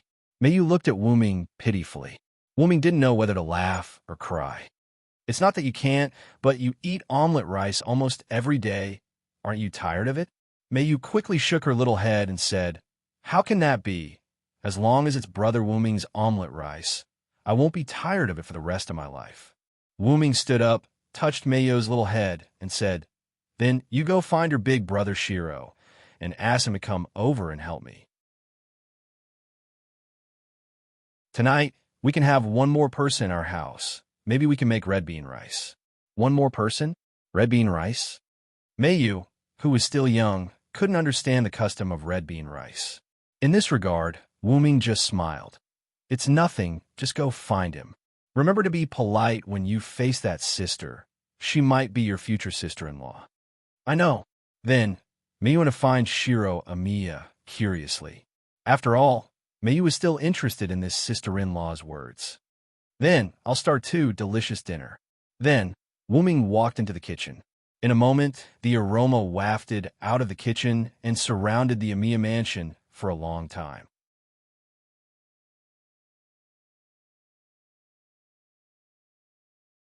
Chapter 111. When Shiro Amiya came to the kitchen, there were two beautiful figures, one big and one small, standing behind him. Since Sakura's injuries were no longer serious, Sakura wanted to cook dinner together. Mayu, on the other hand, came along because all three of them were in the kitchen. Thus, the four of them cooked dinner together. Naturally, a lot of lively things happened. First, Shiro Amiya introduced Sakura to Wuming. Sakura's full name was Sakura Madu. 5 years ago, she was from a Mitomo family, one of the 3 Yu families that had been completely wiped out. Due to the heavy casualties of the Enosaka family, Sakura was not killed and survived. The user of the assassin card was Sakura Madu's brother, Shinji Madu. His original body had been killed 5 years ago. Julian used the substitution magic to replace Shinji Madu's personality and soul with the body of a puppet, turning it into a puppet that obeyed orders. However, due to the incompatibility of the body and soul, coupled with the erosion of the power of the heroic spirit in the assassin card, Shinji Madu's personality had long been disrupted. He had become a mental patient who obeyed Julian's orders. When Wuming was treating Sakura Madu, he used magic to check Sakura Madu's body structure. He was sure that she had not been killed, but was living in the world as a person. He did not want her brother, Shinji Madu, to be played with after his death, causing his personality to be disrupted. In the end, he was freed by Shiro Amiya. That's right. In the end, Shinji Madu gave up resisting because he instantly regained his personality in the face of the threat of death. From there, he understood the cause and effect of the matter. In the end, he asked Shiro Amiya to take care of his sister, Sakura Madu. After that, he was freed by Shiro Amiya. Wuming held a skeptical attitude towards the claim that he was saved by another member of the Yu family. According to Wuming's knowledge, one of the 3 families of the Yu family, the Enosaka family, only had a 10-year-old girl left. If Sakura Madu was really helped by the Enosaka family, then the 2 girls would have to depend on each other for survival. Judging from Sakura Madu's expression, she seemed to have some conflict with the Enosaka family. However, that was a personal matter after all, and Wuming was not in a position to ask about it. Anyway, at the moment, Sakura Madu was not a threat to Wuming and the others. Not to mention that Sakura Madu was willing to risk her life for Shiro Amiya to give the strongest hero King Gilgamesh card to Shiro Amiya. At the moment, the Amiya Mansion was Wuming's magic workshop. The power of a caster was that he could create his own territory. A powerful caster could even be called a god in his own territory. The reason why Shinji Madu could sneak in was because Wuming had left his magic workshop, and Shiro Amiya, who was temporarily in charge of the magic workshop, was still a half-baked magician. Wuming was shocked that I could teleport Sakura Madu away when Assassin activated her noble phantasm. If it was done by Wuming, it would be very easy, and if Wuming was in the magic workshop, he could kill Assassin the moment she entered the Amiya Mansion. Of course, that was if Wuming let Assassin in. If Wuming didn't want to, let alone Assassin, even Berserker wouldn't be able to come in.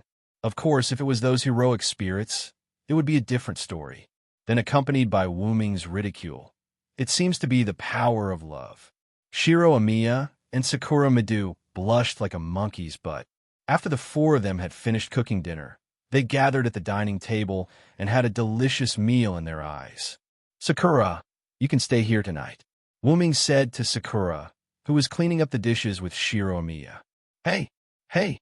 Sakura Madu and Shiro Amiya both made a strange sound. There's nothing strange about it. After all, Sakura has been ordered to be killed by Julian. If you let Sakura walk around casually, she may die.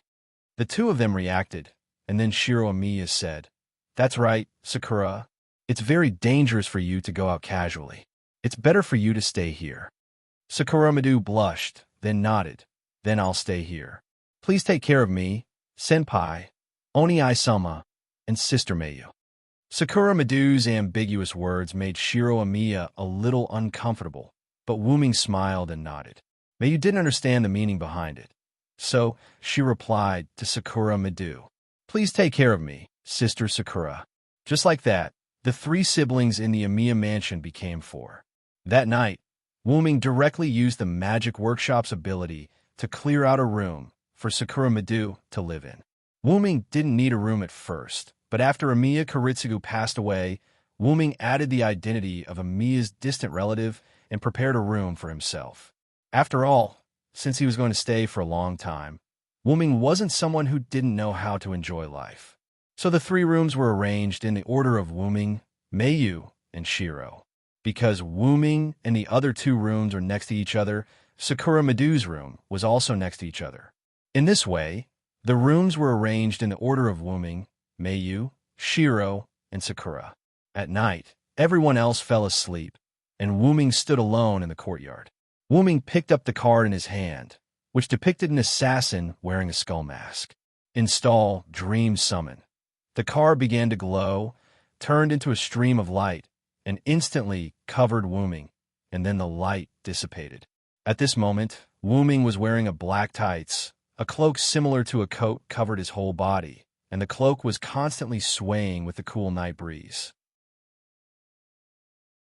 Wu-Ming's face was wearing a slightly majestic and ferocious skull mask. Through the mask, Wu-Ming looked at his right hand, which was no different from usual, but it was bandaged. Wu-Ming learned the use of this card through golden green Kalas analysis. Is this one of Hassan's Sabah? Wu-Ming said. Kalas, analyze my current physical condition. After Wu-Ming finished speaking, a pair of golden green dragon horns appeared in the air. Master, your body is possessed by a strange magical power. Your right hand has mutated and an evil magical power covered it. Other than that, your physical condition is fine, and it has slightly improved. Although your body will not be affected, this evil magical power is harmful to your body, and it is recommended that you withdraw from the heroic spirit state immediately. Since Wu-Ming said those words to Golden Green 5 years ago, although Golden Green still called Wu-Ming Master, its tone was no longer as stiff as before. Instead, it was full of emotion. In general, as long as it was harmful to Wu-Ming, no matter how harmful it was, Golden Green Kalas would always give advice. I know, Kalas, I want to study this class card again. Please indulge me this time. Wu-Ming said with a smile. You always say that. As expected, I'm just a magic costume. It's impossible for an owner to listen to the words of a magic costume. Golden Emerald Kelly was silent for a while before she said sadly, You too. Every time it's a trick. Forget it. Let's sleep first and enjoy these last few days. It was obvious that this was not the first time this pair of master and servant had this conversation.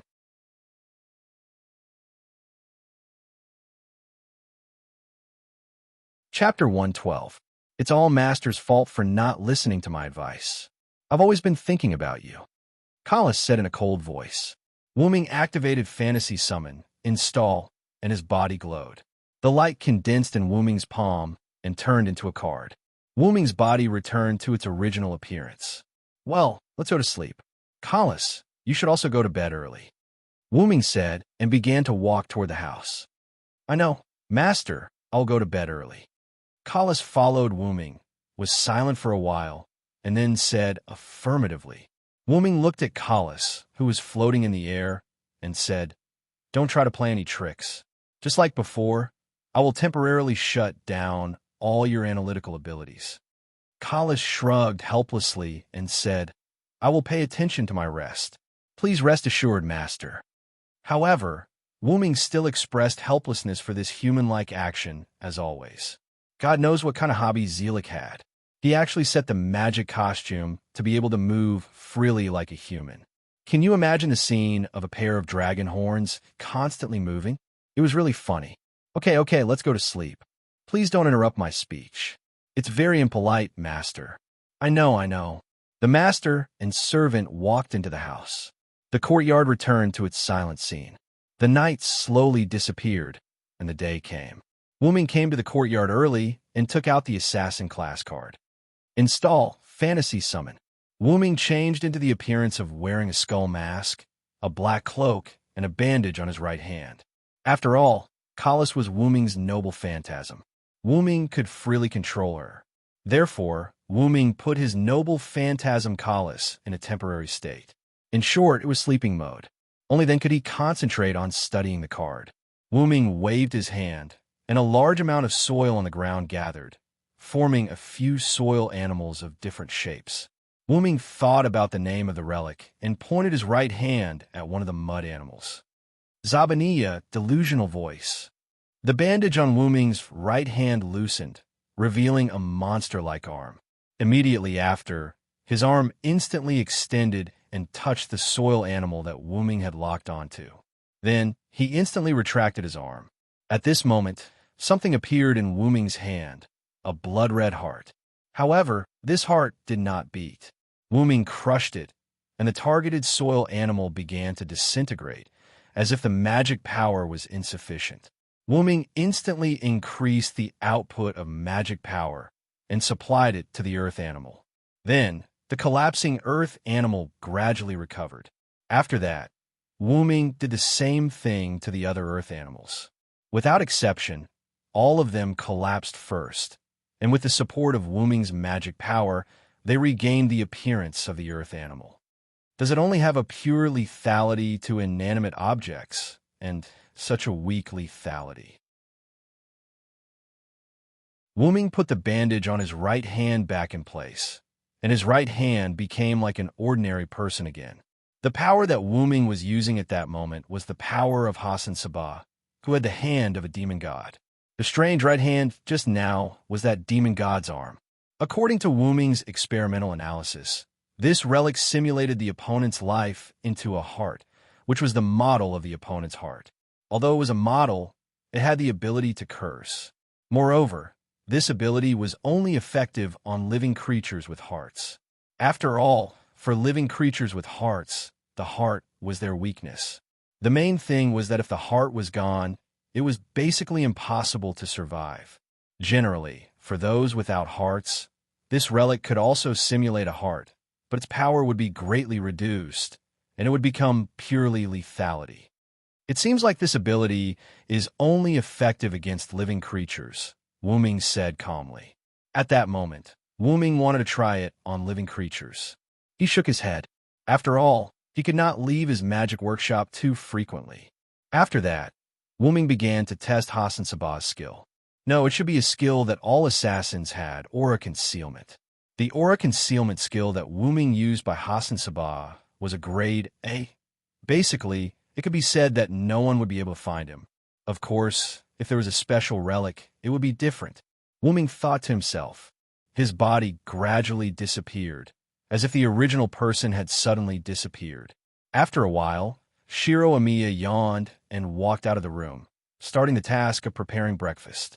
Wu Ming and Shiro Amiya each took care of the food for the day, changing it day by day.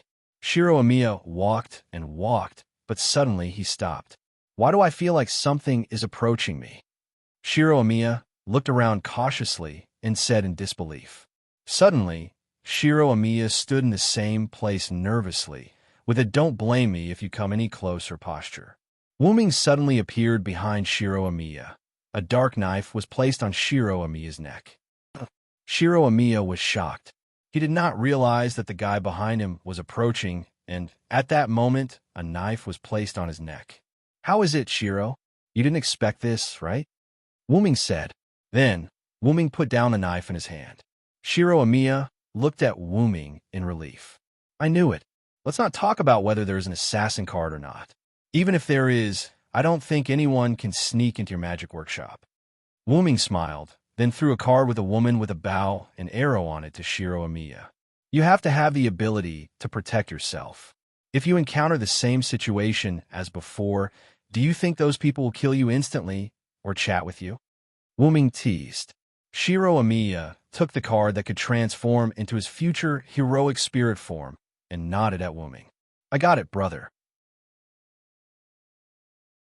Then, Wu Ming asked, "Right, is Sakura still not up yet? I kind of missed the soup she made last night." Shiro Amiya said helplessly, "Brother, Sakura had a close shave with death yesterday. She chatted with me for half a day before going to sleep. She is still weak now. Let's not disturb her." At that moment, Shiro Amiya's face was flushed. "Oh, you're indeed my brother. You got her so quickly," Wu Ming said sarcastically. "Wait, Wait, what do you mean by that? We were just chatting last night. Wuming did not listen to him. Instead, he walked to Mayo's room. All right, go and prepare dinner. Julian will definitely send people to attack us today. You have to be alert. He might have a heroic spirit card with a unique relic or skill. After that, Wuming walked into the house. Shiro Amiya was stunned when he heard that it was Julian. However, he soon reacted. Wei Gongshi clenched his fists, and his gaze became even more resolute.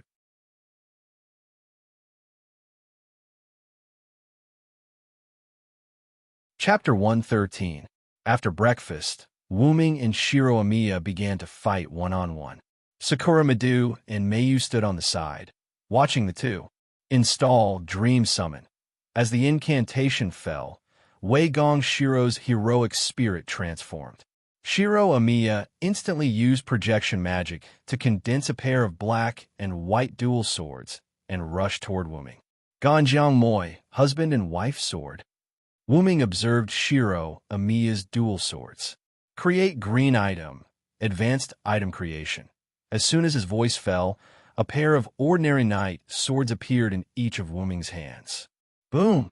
The knight's swords collided with Ganjiang Moi. The two of them kept waving the swords in their hands, and the impact of the swords hit the courtyard. Wuming and Shiro Amiya created a magical barrier around them to prevent the aftermath from affecting Mayu and Sakura Madu. So powerful, Senpai and Oniai-sama. Sakura Madu covered her mouth and said in surprise. Mayu had seen a lot of things, so she wasn't surprised. However, she still felt that it was unbelievable for her scholarly brother. Because in the beginning, 5 years ago, Shiro Amiya was killed by Wuming in one move. Now Shiro Amiya could fight with Wuming for dozens of rounds, which was quite good. Not bad, Shiro, Wuming said to Shiro Amiya while waving the swords. Sure enough, even if I use the card, Oniai-san is still as strong as ever. Shiro Amiya said, I'm going to work harder, Shiro. After that, Wuming's movement suddenly changed. The knight's sword seemed to be tied to a boulder, and each blow was mixed with heavy power, constantly bombarding Shiro Amiya.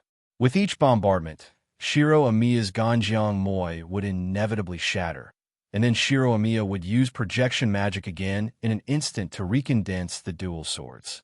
Wei Gongshi kept retreating in the midst of the constant attacks and destruction, until, boom! What? Wuming shattered one of his knight's swords, and a large number of fragments flew in front of Shiro Amiya, blocking his sight. In Shiro Amiya's surprised eyes, Wuming held a sword with both hands and swung it down. Shiro Amiya flew out, rolled a few times on the ground, and stopped. Senpai. Sakura Madu saw Shiro Amiya fell to the ground and quickly ran over to help Shiro Amiya up. Shiro Amiya deactivated his heroic spirit form and was weakly supported by Sakura Madu. Oniai-san, you're still so merciless. Shiro Amiya bitterly smiled. Wuming loosened the knight sword in his hand that had reached the limit of its durability, and the knight's sword disappeared into spots of light, and then said, You just fought me as a servant. If I still suppress my power like before, then this battle would be meaningless to you. If Oniai-san didn't train with me every day, I might even forget that Oniai-san is a servant. Wuming walked to Shiro Amiya's side, and several Lune healing spells appeared, and Shiro Amiya's body emitted a green light. And I'm not a dead heroic spirit. Maybe I'll come back to you one day after I leave. After Wuming finished speaking, the atmosphere fell into silence. Wuming also realized that he said something wrong, but it was a fact. After all, Wuming couldn't stay here forever. Sakura Madu also noticed that Shiro Amiya and Mayu were silent, and then she felt that she should change the topic. Actually, I have a question to ask Oniai-sama. Oniai-sama, you're a caster servant, right? Why is your melee ability so strong? That's because I'm a melee mage, Wuming said jokingly, and then looked at Shiro Amiya, hinting him to explain. Actually, Oniai-san's real identity is Hyunryong, the one who taught Hero King. Shiro Amiya said, You're a Hyunryong? Sakura Madu exclaimed in surprise. Yes, it's really an ill-fated relationship. Gilgamesh's card is with Julian, right? I really want to see it. Wuming said with some nostalgia. After all, Wuming left Uruk for some time, and Wuming missed that Sunder girl. He didn't know whether Gilgamesh in this parallel world was a man or a woman. Oni-san, you just condensed magical power into your sword, right? Shiro Amiya asked. Yes, because I'm not dead. Even if I'm a caster servant, I don't have any magical skills, but I won't be directly affected, and I can still use magical power skillfully. Moreover, I'm a caster servant who is most familiar with magical skills, so attaching magical power to my sword is a piece of cake. Although that's what he said, generally speaking, a caster servant is basically not a warrior. So basically, no warrior could be a caster. Of course, if someone could be like Wuming, then it's Wuming's archer, Sharon. If it's him, he can use magical power like Wuming. After all, Sharon is the teacher of the great heroes in Greek mythology, and he has the adaptability of all 7 classes. Well, you 3 go and rest. There are guests coming. After he finished speaking, Wei Gongshi and the others felt the ground tremble slightly. Then, Wuming's hand crossed the air, and an oval mirror appeared. Through the far-end perspective mirror, Wuming and others can clearly see a small giant with a height of more than 2 meters and a magician wearing a robe. One of them is walking on the ground, the other is flying in the sky, and they're moving in a certain direction. Of course, Wuming and others are very clear that they are moving toward the Amiya mansion. Are they Berserker and Caster? Shiro Amiya was surprised. After all, not to mention Caster flying in the sky, the seemingly irrational giant is even more terrifying. The giant's eyes were red, and he was breathing heavily. His hair was disheveled and messy. He was only wearing a combat uniform. His upper body was bare, and his muscles looked very powerful. His feet were bare, and he was holding a stone weapon that looked like both an axe and a sword. At first glance, it's not a good enemy. Only sending Berserker and Caster. Are you looking down on me? Wuming said lightly. Kalas, can you analyze the power of these 2 heroic spirits? Golden Green's dragon horn appeared on Wuming's head, and then it made sound. Through Berserker and Caster's clothes, I can judge that they are Greek characters, but I can't analyze everything with the current information. Is that so? Shiro, take Mayu and Sakura back to their room. Wuming ordered. I know, brother. Soon, Shiro Amiya sent Sakura Madu and Mayu back to their room. Then, Shiro Amiya used the card, entered the heroic spirit state, and came to Wuming's side. At this moment, Berserker and Caster have arrived outside the Amiya mansion.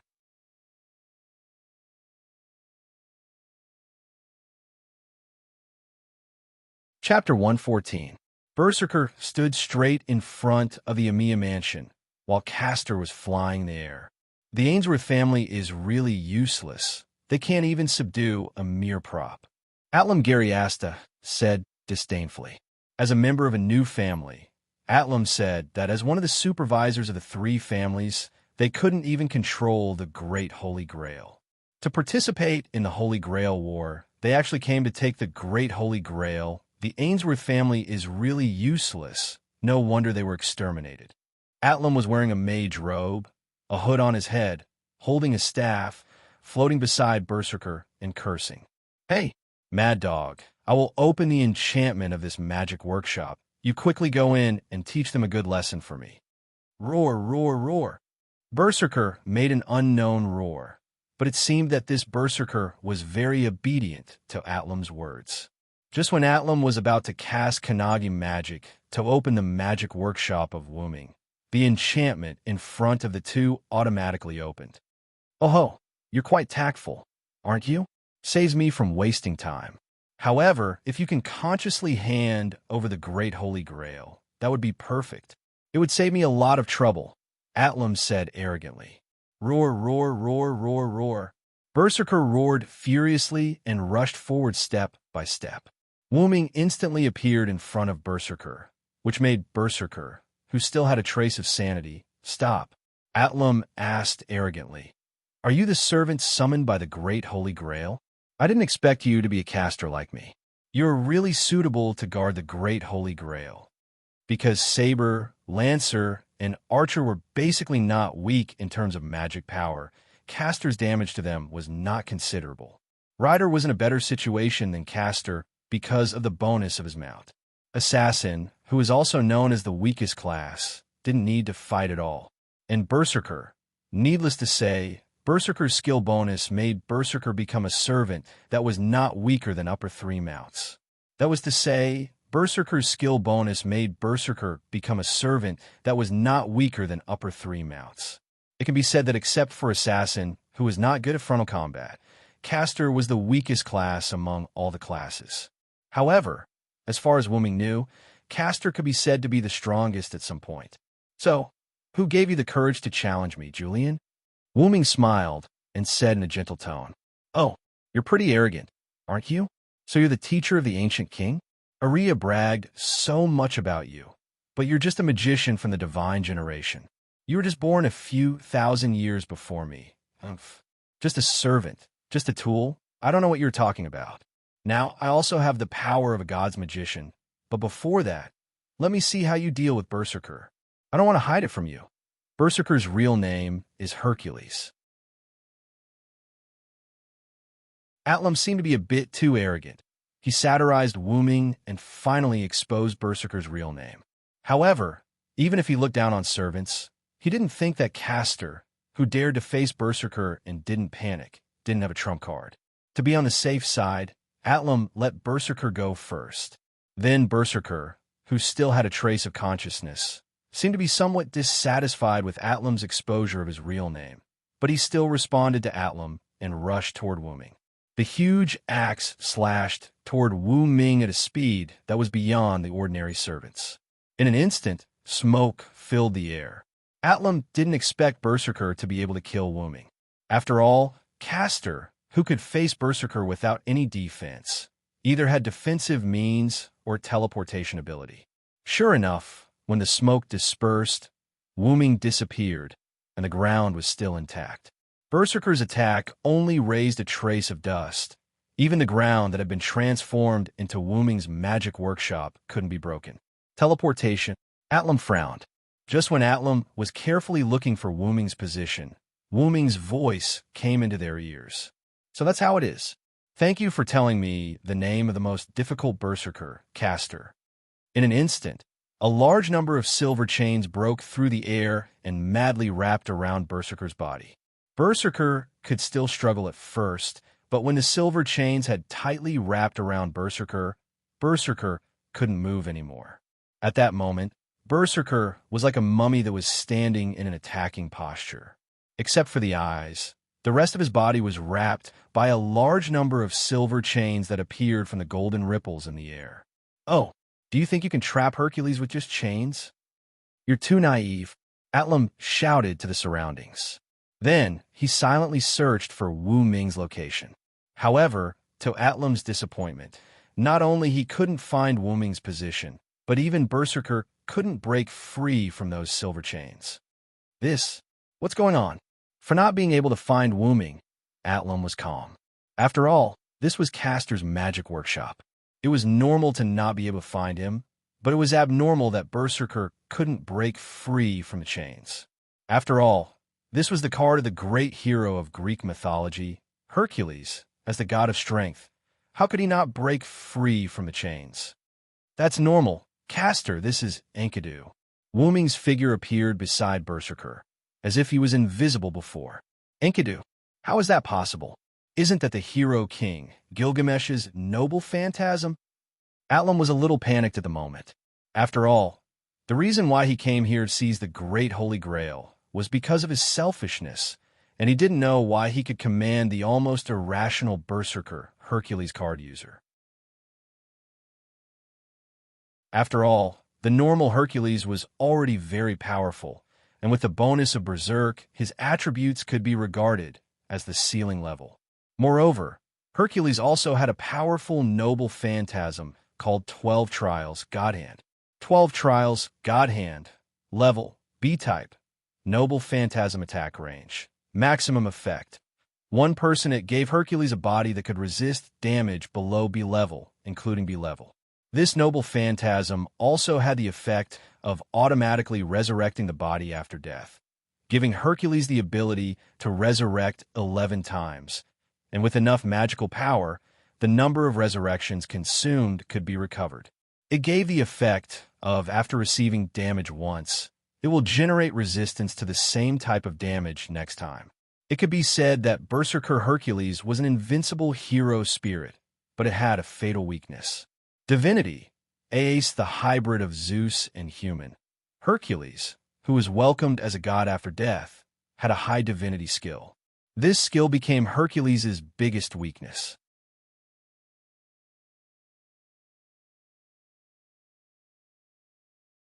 Chapter 115. How is that possible? That's the Enkidu we're talking about. Atlam exclaimed with his eyes wide open. Wuming didn't have Enkidu at the moment, and the real Enkidu was still in his root. But Wuming had a bug-like skill called Create Great Item. At this moment, those Enkidu that wrapped around Berserker were created by Wuming with this skill. Since then, Wuming has been promoted to caster, and through the connection with the Great Holy Grail, and through the inherent skill Miracle, Wuming found that many of his skills have undergone a qualitative change. Take Create Great Item, for example. The effect of this skill could be said that as long as the item created by Wuming was the same as the real item. The only drawback was the durability. If it was expressed in terms of attributes, then the item created by Wuming with Create Great Item would have an E durability. The way to maintain the durability was to constantly infuse the created item with magical power that was almost equivalent to an EX-level noble phantasm every second. After all, it was a fake item that could be created out of thin air, and this only worked on Wuming. After all, no one had that much magical power. However, it was still bearable for Wuming, who had an unimaginable amount of magical power, just like the dozens of Enkidu that were binding Berserker at this moment. Even if those dozens of Enkidu were a noble phantasm, if Wuming let them maintain their durability, it would take 3 months of continuous magical power infusion to deplete Wuming's magical power. And that was not counting the amount of magical power Wuming had to restore himself. All in all, you have lost, caster. Wuming smiled and said to Atlam, Lost? Are you kidding me? Even without Berserker, I won't lose. Atlam's voice stopped abruptly, because at this moment, a red servant was standing beside him. Atlam's body was full of black and white swords, almost all over his body. Triple-linked crane wings altar. Shoo! Atlam's body was pierced by thousands of swords, and Caster's card user fell to the ground. What? Time! Ho! Atram stuttered. Then Atlam's body changed and turned into an automaton. A card printed with a white beard wearing a hood, holding a book in one hand and a staff in the other hand, was attached to it. So far, he didn't even make a move, and his real name wasn't exposed, but he was killed by Miya Shiro. Shiro Amiya picked up the card, walked to Wuming's side, and handed it to Wuming.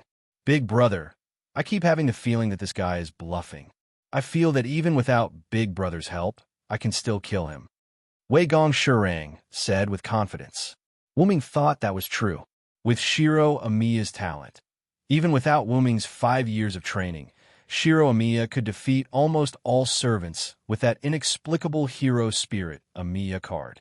After all, he could cast projection magic, which could restrain other hero spirits' equipment. Amiya's noble phantasm was mixed with it. Rather than calling it projection magic, it was more like a fake gate of Babylon. It seems that this guy is just a dabbler. He didn't even notice my buff. Wuming smiled and shook his head. Shiro Amiya was a little helpless, and then said, Brother, you're too abnormal. You can even simulate the skill of an assassin. Wuming looked up, then reached out and touched his dragon horn headdress, and the dragon horn glowed, and then said, This is Kala's credit. I don't have so much time to study that. Yes, the reason why Wuming could use his magic workshop and magical interference to block Shiro Amiya's buff was all thanks to Golden Green Kalas. After Wuming removed Kalas's noble phantasm, Kalas woke up. As soon as she woke up, Kalas ignored Wuming. Even if Wuming asked her something, She answered Wu Ming in a cold tone. It wasn't until Wu Ming used some comforting means and some special methods that Collis returned to her original state and helped Wu Ming to analyze assassin's skill. Master used very cruel means to make me surrender. I had no choice but to do this. Golden Green's dragon horn made a sound to defend itself. However, there was not the slightest grievance in its cold tone. It seemed to be mixed with a trace of happiness. Wei Gong Shiro, on the other hand, was not surprised. After all, his elder brother always appeared weak in front of his own magic dress, Miss Kelly. After all, Miss Collis was also a very strict artificial elf.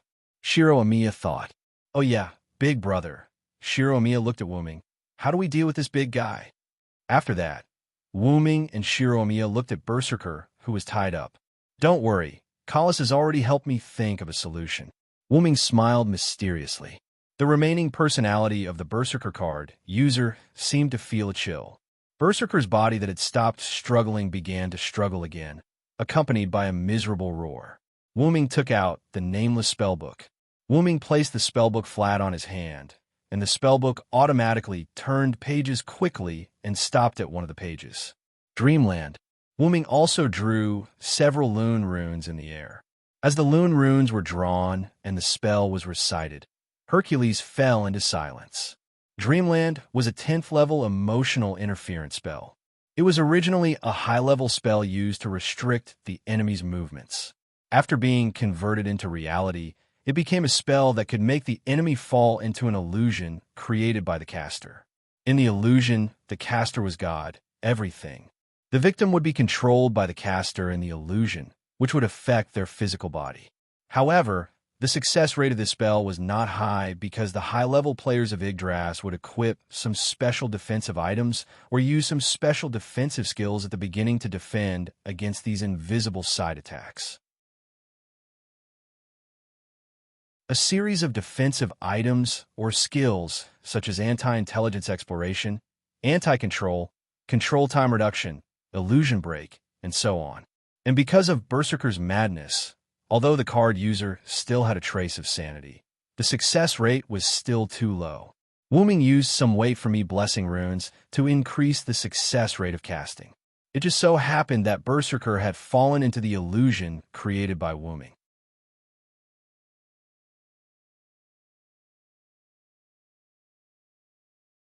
Chapter 116.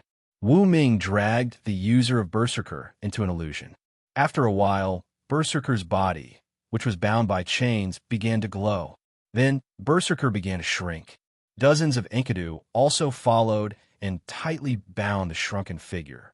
Just like that, a humanoid figure the size of an ordinary person who was tightly bound by Enkidu appeared in front of Wu Ming and Wei Gong Shiro. A card with a picture of a crazy Berserker fell to the ground. Wu Ming picked up the card and looked at the figure tied by Enkidu. With a wave of his hand, all the Enkidu disappeared. The figure fell to the ground as if it had reached its limit and turned into an automaton.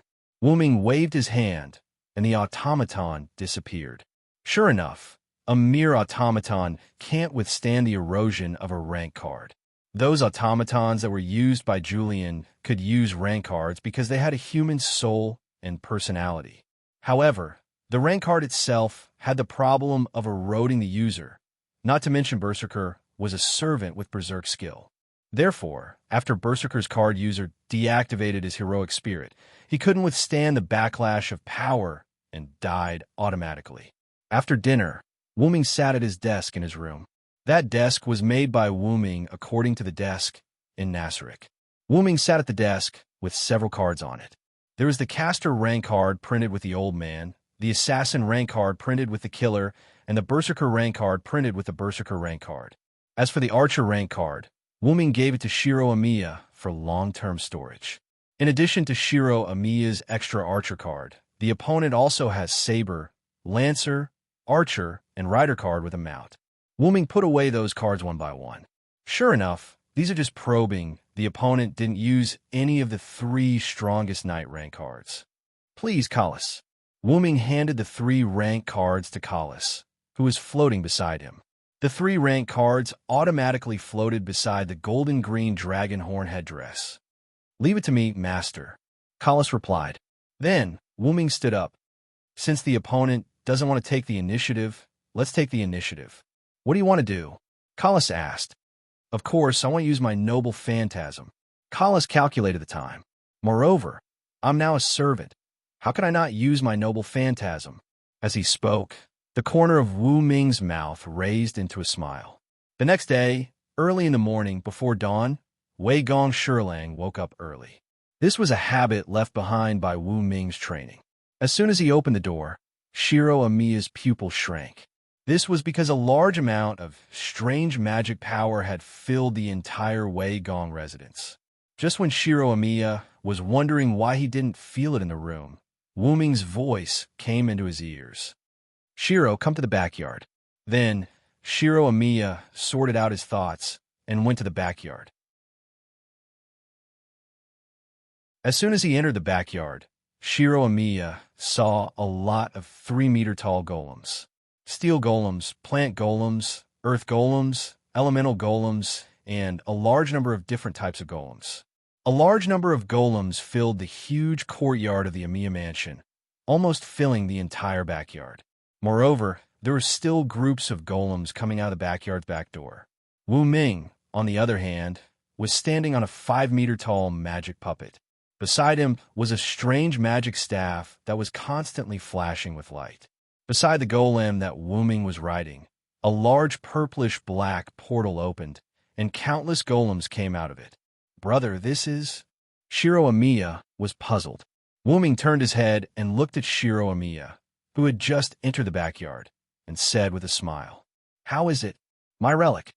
Shiro Amiya said excitedly, Is this your relic? Wu Ming smiled, then jumped down from the golem and looked at Shiro Amiya. That's the effect of my relic, the staff of Anzi-Urgen. It can summon a large number of golems that I can control. As Wu Ming combined his relic, the staff of Anzi-Urgen with the magic workshop, the enchantment of the staff of Anzi-Urgen resonated with Wu Ming's magic workshop. After all, they were enchantments, so it was understandable that they would merge. However, it took some time for the enchantment to merge with the magic workshop. When Wu Ming went to find the gemstone master, Wu Ming began to merge the two. Last night, Wu Ming found that the two were almost merged, and he could proceed to the next step. Wu Ming began to summon his army. The army in Nazarik's underground tomb was not to be underestimated, because most of the troops in Nasarik were zombies, skeletons, vampires, slimes, and other monsters. Wu Ming did not summon them. Instead, he summoned Graham from the 4th layer of the underground lake, which was called a golem in this world. After Wu Ming communicated with Yair Abed in Nasarik, Yair Abed said that he wanted to protect his holiness, and he had to come in person. However, Wu Ming refused because he could not meet the current conditions. Through Wu Ming's transformation, all the golems that Wu Ming summoned through the enchantment mutated. Originally, Nasarik only had ordinary golems and steel golems, but now Wu Ming summoned all kinds of golems. Not only did the level increase, but the quality of the golems also improved by leaps and bounds. For example, some special golems, such as the assassination golem, had a small body like a child, but it had the ability to transform. Although its defense was low, its attack power was very high. Just like Assassin, it was responsible for assassinating its master. Another example would be the 5-meter-tall special magic puppet that Wu Ming had ridden before. It was a special kind of magic puppet that specialized in defense. Its attack power and attack speed were quite low, but its defense was frighteningly high. Its body was specially made of tough soil that could automatically recover. Not only did it have super high magic resistance, but it also had a buffering effect on physical attacks. Even sharp blades could not pierce its body because the tough soil on the magic puppet would tightly clamp down on sharp blades, expel them from the body, and repair themselves. The number of special magic puppets that Silent Cry could summon was the second most. Most of them were ordinary golems that were used as cannon fodder. And because of the enchantment effect of Wu Ming's staff of Anzi-Urgen, those golems only appeared as magical blocks. In other words, Those ordinary golems were all projections of Nazarik's golems, and those new golems were purely created by Wu Ming's magical power. If an ordinary magician were to create those golems without the help of external forces, even if he was given a lifetime, he would not be able to create all of them. After that, Wu Ming stopped creating golems with the staff of Anziergong and closed the portal. One by one, the golems walked out of the backyard until only Wu Ming and Shiro Amiya were left. Shiro, I will give Ryder to you. Is that okay? Wu Ming suddenly became serious. Shiro Amiya was stunned at first, then said firmly, no problem. Leave it to me, big brother. Wu Ming smiled happily.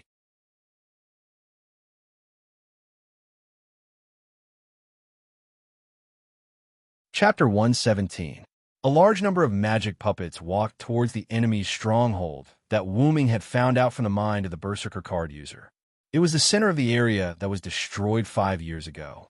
Because Wu Ming had cast a spell to disperse all idlers, no one panicked when they saw the magic puppets. When Atlam attacked the Amiya mansion, he had also used the spell on himself and Berserker. Otherwise, with Berserker's terrifying appearance, calling the police would have been considered a light punishment. Soon, almost all the magic puppets had arrived at the wasteland. Since Winterwood City was destroyed 5 years ago, the government had expanded the city on the other side of the wasteland. The huge crater on the other side might have been preserved by Aria's magic hint.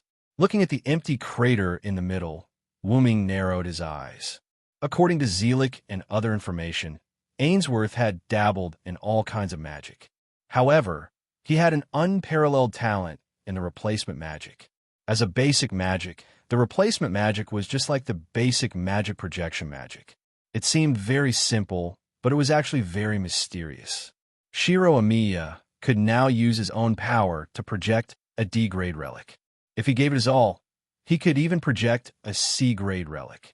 After all, the training that Wu Ming had given Shiro Amiya for the past 5 years was not for nothing. In addition to lending Shiro Amiya high-level items to analyze, he also let Kalas teach Shiro Amiya. Moreover, the rank card that Shiro Amiya was using now was his own future. Even if there was a certain degree of erosion on his body, under Wu Ming's control, the erosion became a factor that strengthened Shiro Amiya's ability. Let's talk about Julian Ainsworth. As far as Wu Ming knew, Julian was one of the only 3 orphans who survived the 4th Holy Grail War. The other 2 were the orphans of the Tsushima family and the orphans of Enbin. When the Tong family and the Inosaka family gave up on the Holy Grail War, Julian did not want to give up, even though he knew that the world had been saved. After that, Julian began to store the souls and personalities of the magicians who died in the Holy Grail War into the automatons, letting these automatons fight each other. Those who survived in the end would be able to fulfill their wishes. Although some of these people knew that he was dead, there were also some who thought that he was still alive. Just like Atlam, who had been deceived by Julian all this time and had returned to the Netherworld in the end. Julian made use of these puppets that had long been under his control to create class cards for the Holy Grail War. The class card was the result of Julian transferring the power of the heroic spirits into the card using the substitution magic. It had to be said that Julian was a rare genius. Although the class card had the flaw of eroding the user, it was worth it to be able to obtain the power of the heroic spirits. However, the great Holy Grail of this world had been destroyed. Therefore, in order to fulfill his wish, Julian had to find an item that could replace the great Holy Grail. That was Mayu. Although it was still impossible to guess why Julian did not make a move in these 5 years or 5 years ago, it did not mean that he had given up on the Holy Grail War. After all, magicians were a group of lunatics, crazier than ordinary lunatics. Since the other party had come to test him, why would he not return the favor? Therefore, there was this scene of the magic puppets surrounding the huge pit. Wu Ming and Shiro Amiya stood at the edge of the huge pit, fully armed and looking at the huge pit. Wu Ming glanced at Shiro Amiya, and Shiro Amiya nodded. Then, Wu Ming spoke. The guests are here. Why is the master not showing himself? His voice was not loud, but it spread throughout the huge pit. As if in response to Wu Ming, a different space opened in the middle of the huge pit, and 5 figures walked out. Every figure had their own characteristics. The blue and white armored knight wore full body armor, and his appearance was steady. There were 2 horns on his helmet, and he held an invisible weapon in his hand. The European man with short blonde hair had a noble face. His whole body was wrapped in a special black high-density liquid, and only his head, hands, and part of his body were exposed. He held a red spear in his hand. The blindfolded man with black and purple hair exuded a decadent aura. He wore purple clothes and held a chain in his hand, and a mysterious cloth covered his eyes. He had 2 golden ponytails, and the right ponytail wore a golden horn-shaped accessory. His upper body only covered his chest, and his lower body was covered in golden armor with some red lines drawn on it. Although he was expressionless, he was full of vigor. Then, a young man with short black hair, blue eyes, and black-rimmed glasses with a gloomy face, wearing the uniform of the Suechuan Original Academy High School. Although his physique was thin and his appearance was ordinary, Wuming did not pay attention to him because he was the one who walked in front. Yamato, Shiro Amiya, clenched his fist. I really didn't expect that you would take the initiative to attack. Shiro Amiya, Caster, no, I should call you Hyunryong-sama. Julian pushed his glasses and said with a gloomy face, "Do you know my real name?" "Archer over there told you," Wuming said with a smile. "It's rare that Ligerite is unwilling to tell me your real name. It seems that she was influenced by the Hero King," Julian said with some irritation. Wuming looked at the 4 figures behind Julian and said with some dissatisfaction, "Did you erase their feelings?" "Of course not, Master Xianlong. Although my opponent is you, all I did was rewrite their memories and make them my subordinates." Arya didn't seem to have any misgivings about these people and directly revealed the truth. Even if Julian said so, the others did not respond at all, as if they were really Julian's men. "So, what do you want to do, Julian Ainsworth?" Hearing this, Shiro Amiya's eyes were also shocked and looked at Julian. Julian's mouth curved and made a burst of laughter. "Of course, it's to save mankind, Hyunryong-sama," Julian said with some madness. "Don't you think mankind needs to be saved? The great sage who guides the Uruk humans. I don't think mankind needs to be saved. I only think mankind needs to be guided," Wuming said indifferently. "And do you really think a mere Holy Grail war can save the world, Julian Ainsworth?" "Don't talk nonsense," Julian roared, then said, "Don't you also know that the real Holy Grail can fulfill this wish?" "Hyunryong." Wuming narrowed his eyes. Wuming naturally knew that Mayu could save mankind, but Wuming would not sacrifice Mayu. The premise was that this world had already been saved by Zelik, so mankind was no longer in danger. Moreover, Wuming was not like those who would sacrifice their own important people to save the world. Even if he had to sacrifice himself, Wuming would not sacrifice others. "So what?" Hearing Wuming's words, Julian calmed down. "Then, prepare to be crushed by me."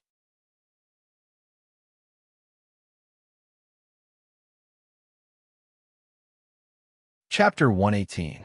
Following Julian's words, the 4 subordinates beside him who had used cards rushed toward Wuming.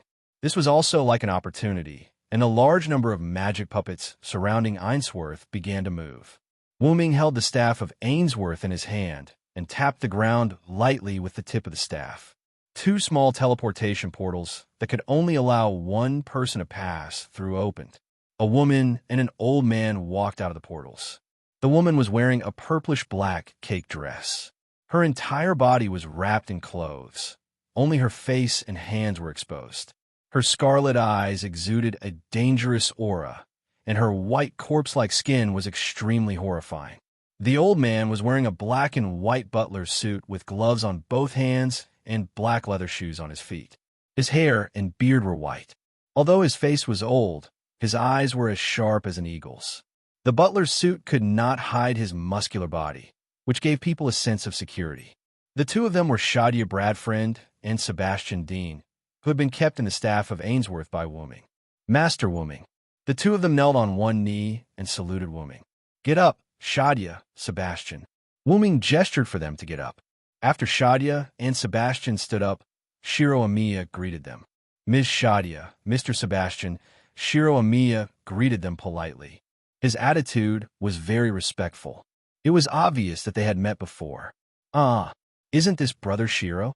I didn't expect you to have grown so big. Shadia looked at Shiro Amiya with a graceful posture and a joyful expression. Long time no see, Shiro. Sebastian was easygoing and greeted Shiro Amiya. Due to the fact that Wu Ming had transformed into a follower, his body and his noble phantasm were all made of mana, including the staff of Ainz Ergon. The real staff of Ainz Ergon was currently resting in the Dragonist relic on Wu Ming's root dragon. In other words, Shadia and Sebastian were also in the staff of Ainsworth. To Wu Ming, who was absorbing energy from the source, not only did it improve his physical condition, but it also improved his noble relics, including Zaisha and Sebastian, who were inside his noble relic, the staff of Ainz Ergon. 5 years ago, Wu Ming summoned Shadia and Sebastian as servants. After all, Wu Ming didn't want to destroy their roots' sublimation, so he summoned their consciousness in the form of servants. Wu Ming confirmed their status. Wu Ming believed that after their roots' sublimation, they would have a qualitative leap. Later, Wu Ming deliberately let Sebastian see the scene when Shiro Amiya was training himself. Therefore, Sebastian proposed to guide Shiro Amiya, and Wu Ming agreed with a smile. After a period of time, because the two of them wanted to absorb more quickly, Wu Ming removed their servant status and let their consciousness return to their roots, so that they could continue to sleep, so that they could improve better. Wu Ming swiped his finger in the air, and some information was sent to Shadia and Sebastian's mind. Shadia, Sebastian, I'll leave the armored knight and the spearman to you two. Don't embarrass me. Wu Ming ordered. Yes, Wu Ming-sama. The two replied. Then, Wu Ming looked at Shiro Amiya and said, I'll leave the armored knight to you. Is that okay? Shiro Amiya projected 2 swords and walked forward. Leave it to me, big brother. Remember, don't let him remove that blindfold. It doesn't look simple. Understood. Then, Wu Ming looked at Angelica, who was walking toward him, and smiled as if he was reminiscing. Then, he said, You really look like Gil. Of course, Wu Ming was referring to the female Gilgamesh that he had taught. Although I don't want to fight with you. This is Master Julian's order after all. I'm sorry. Angelica apologized first, then said, Let me see what you're really capable of, Hero King's mentor, Hyunryong. After that, a large number of golden ripples appeared behind Angelica, and countless noble artifacts appeared. These are all grade B to grade A noble artifacts, right? You really think highly of me. Wu Ming smiled, then raised the staff of Ainz Ergon in his hand. A large number of black and purple holes also appeared behind Wu Ming, and a large number of giant black bone spears gradually appeared from them. Otherwise, I don't have the confidence to defeat you. After Angelica finished speaking, she waved her hand, and countless noble artifacts burst out toward Wu Ming. It seems that you are very confident. Then come and try. The staff of Ainz Ergon in Wu Ming's hand flashed, and Wu Ming shouted, Magic strength, bone spear, altar. Countless sharp black bone spears burst out toward Angelica. Just like the confrontation between good and evil, the black bone spears and the golden noble artifacts collided with each other, making a thunderous sound. The explosion filled the surroundings of the two, and the battlefield was instantly filled with smoke and dust. Summon primal fire elemental. As the spell was chanted, a huge flame spirit rushed out of the smoke and rushed toward Angelica. Poof! With a thunderbolt, the giant flame sprite was penetrated and disappeared. Angelica was holding a huge spiral sword, and there was still a trace of lightning left on the sword. Angelica let go of her hand, and the spiral sword turned into a golden light and disappeared, returning to the golden ripple. Well done. I don't know if you inherited Hero King's martial arts, Wu Ming said with a smile. Then, Wu Ming's figure slowly disappeared like a phantom. Angelica's eyes narrowed, and she quickly stretched out her hand. A huge shield formed by 7 purple petals appeared in Angelica's hand. Wu-Ming held a spear and stabbed the shield fiercely. The green energy eroded the shield, and the petals on the shield disappeared one by one. Angelica jumped back, and the purple petal shield shattered. Wu-Ming put the white spear behind his back and looked at Angelica with a smile. Good vigilance. Angelica looked at Wu-Ming and said coldly, "If you didn't remove the phantom in advance, you might have hurt me." However, Wu-Ming just smiled slightly. "Even so, I can hurt you, my child." As soon as he finished speaking, a green thorny vine suddenly appeared in front of Angelica and rushed toward Angelica's head. Angelica abruptly dodged, avoiding this fatal blow. Angelica felt a trace of pain on her cheek and looked at the spear on Wu-Ming's back. The spear was sneaking into the ground along Wu-Ming's heel. This thorny vine was one of the spear's abilities. Wu-Ming looked at Angelica, whose cheek was bleeding, and smiled even more brightly. "See, didn't you get hurt?" At this moment, Angelica looked at Wu-Ming more cautiously.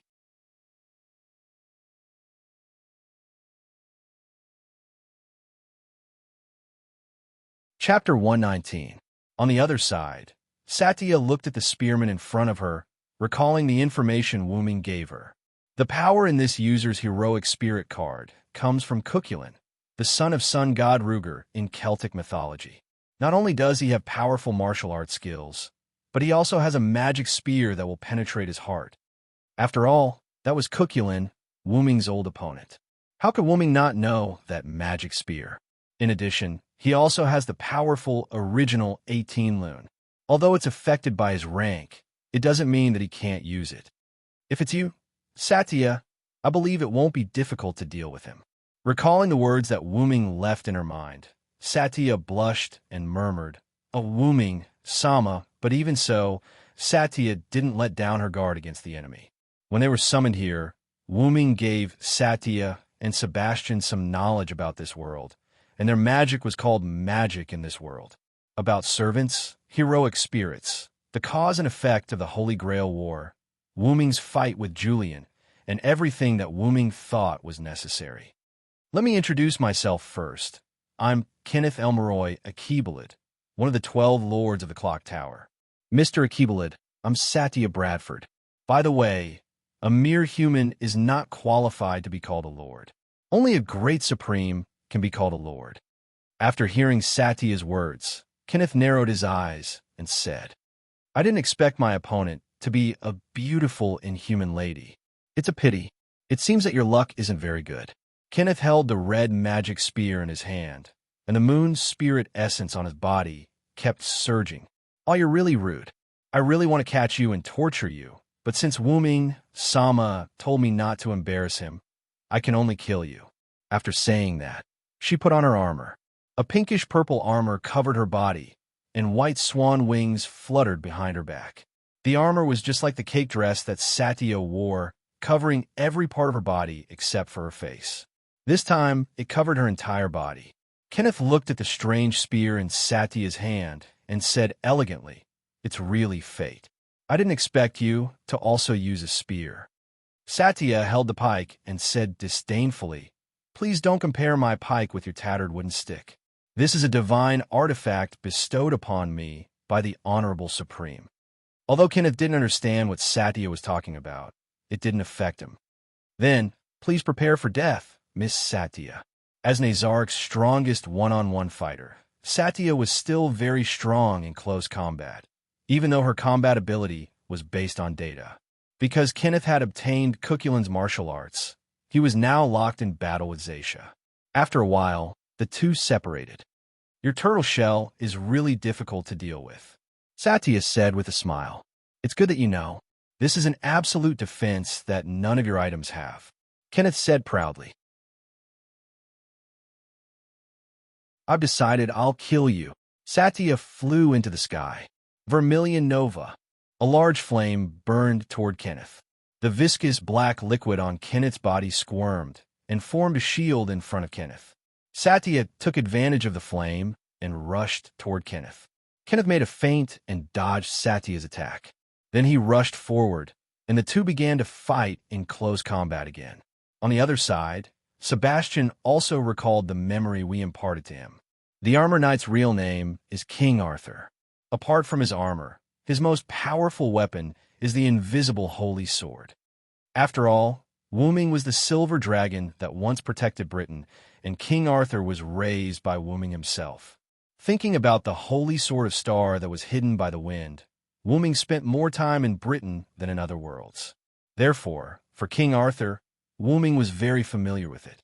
Because of the blessing of the elves, King Arthur has the power to control the wind. King Arthur used this power on his weapon to form an invisible weapon.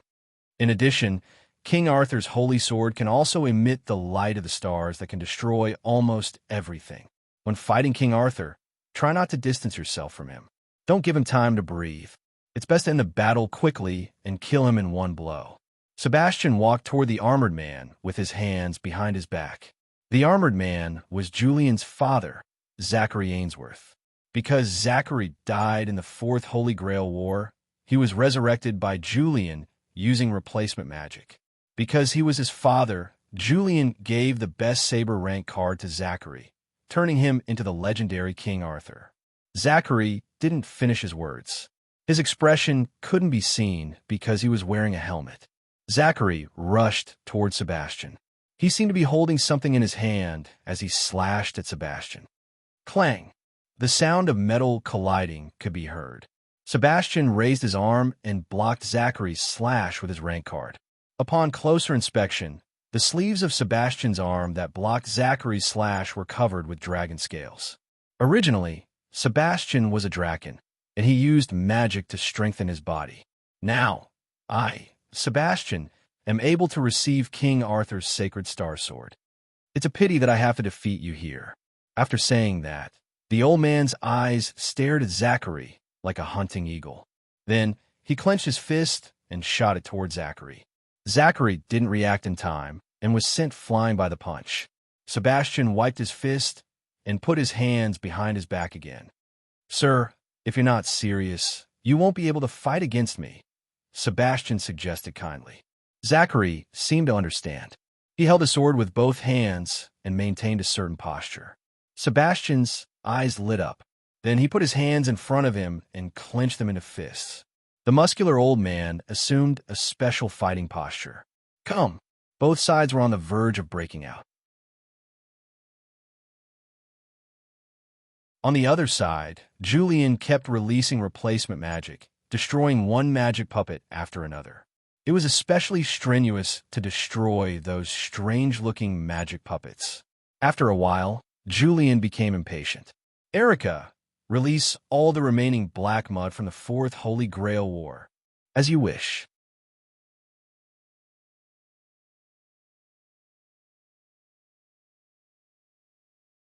Chapter 120. Zentong Yinya was weak, but frantically attacking the marionette around him, and he looked like Berserker. Give back to me!" Zentong Yinya roared and kept swinging the chain in his hand. Shiro Amiya dodged nimbly and remembered what he said to him before. "Senpai, if you meet my uncle Zentong Yinya, please kill him." Shiro Amiya looked at Sakura Madu and asked, "Is because your uncle—" "Yes, my uncle, like my brother, died as early as the Fourth Holy Grail War. Now he is just a puppet who acts for his own ideas. Please release him. Senpai, I will be grateful." "I know, don't worry, Sakura."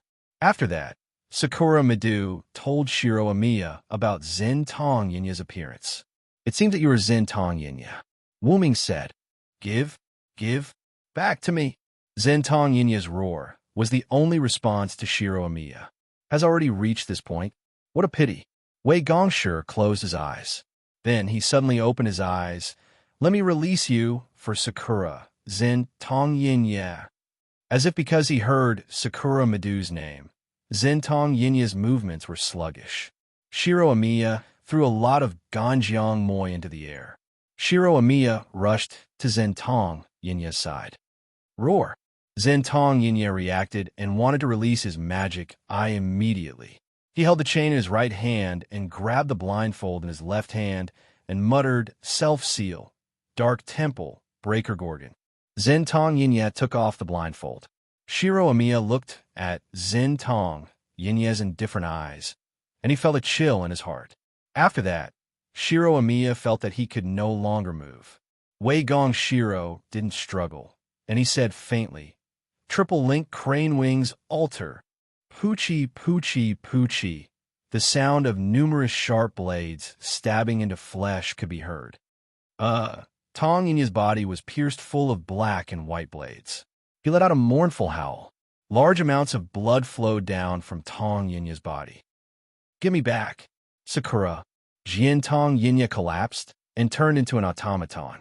Gradually, Shiro Amiya felt that his body could move again. Then, he walked toward the robot and picked up the card with the rider's name printed on it. "Don't worry, I'll take good care of Ing." Zaisha and Kenneth kept on fighting, exchanging blows. However, Zaisha's body was full of wounds. Although Zaisha had a pipette and could recover her HP by attacking the enemy, Kenneth had the Moon Essence Potion that could automatically defend himself. Moreover, Zaisha was a computer-generated NPC. Not to mention that her attack pattern was basically fixed, Zaisha basically did not change much. After all, it was always the players who gave the orders. NPCs did not need to think for themselves and only needed to follow orders. Although Zaisha and other NPCs had begun to adapt to the situation and draw inferences from one case, Zaisha was still too inexperienced compared to Cuculin, who had obtained the heroic spirit's power. "My lady, it seems that it's time to decide the outcome." Kenneth fainted and retreated far away.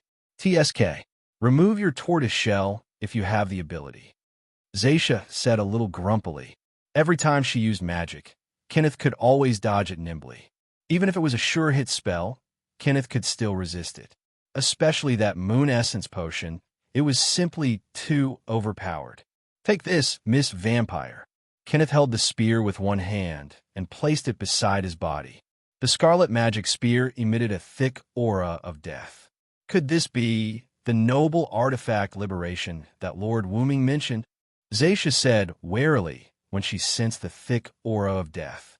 "Gay Balk, spear of piercing death." Kenneth threw the magic spear with all his might. This feeling of danger, Zaisha suddenly flew into the sky in an attempt to dodge the spear. The magic spear was like a maggot that followed closely behind Zaisha. "Damn it," Zaisha cursed inwardly. Then, Zaisha's body emitted a trace of light. Then, under Kenneth's gaze, Zaisha was pierced by the scarlet magic spear and fell to the ground. Kenneth withdrew the magic spear and walked in the direction where Zaisha had fallen. Looking at Zaisha, who was still alive on the ground, Kenneth could not help but sigh. "Looks like you're a vampire at the level of the 27th ancestor. What a pity. If you could live a little longer, you might be able to evolve." Zaisha was lying on the ground in a pool of blood. Blood flowed from the corner of Zaisha's mouth as she looked at Kenneth with a smile. "Are you so sure that you've won?" Kenneth seemed to have discovered something. His eyes shrank suddenly, and he quickly mobilized the Moon Marrow Essence to defend his back. "Don't even think about it. I have the sky." Zaisha roared and launched the mental interference magic that she learned from Wuming. Kenneth suddenly fell into a trance, and the movement of the Moon Marrow Essence also slowed down. The Moon Marrow Spirit liquid could defend and attack on its own. It could also be controlled by the user. Kenneth felt that there was no need to defend his back. Moreover, he had used up a lot of Moon Marrow Spirit liquid during the battle. Therefore, Kenneth used all of his Moon Marrow Spirit liquid to defend his front. At the moment when Moon Marrow Essence's defense speed was reduced, the white spear pierced through Kenneth's chest, leaving a huge hole in Kenneth's chest. Kenneth fell to the ground with lifeless eyes and turned into a puppet. Zaisha stood up slowly, and her injuries were basically healed at this moment. "It's really embarrassing. It seems that I have to complete the sublimation as soon as possible." Yes, Zaisha's true ancestor's body has begun to sublimate. Although Zaisha's heart was destroyed before, she could still survive, but she didn't have the ability to recover so quickly. After all, even if Zaisha and others were transformed into real existences, judging whether they were alive or not still depended on their health bar. As long as the health bar was not empty, Zaisha would not die. But if her heart was destroyed, her health bar would be reduced to 1/3, and she would fall into a weakened state. Zaisha believed that as long as she could sublimate her root, she would be able to eliminate all the disadvantages of being controlled by the game system. Of course, Sebastian was the same, and at this moment, Sebastian was even more sublimated than Zaisha. Looking at Sebastian, who had revealed his half-dragon form, Zachary didn't speak as usual, but could be seen from his actions that Zachary was struggling to deal with Sebastian at this moment. Sebastian's head turned into a terrifying dragon head. His hands turned into dragon claws, his white gloves have long been destroyed, and a black tail grew out of his back. At this moment, the two were locked in a fierce battle. No, it was Zachary who couldn't separate.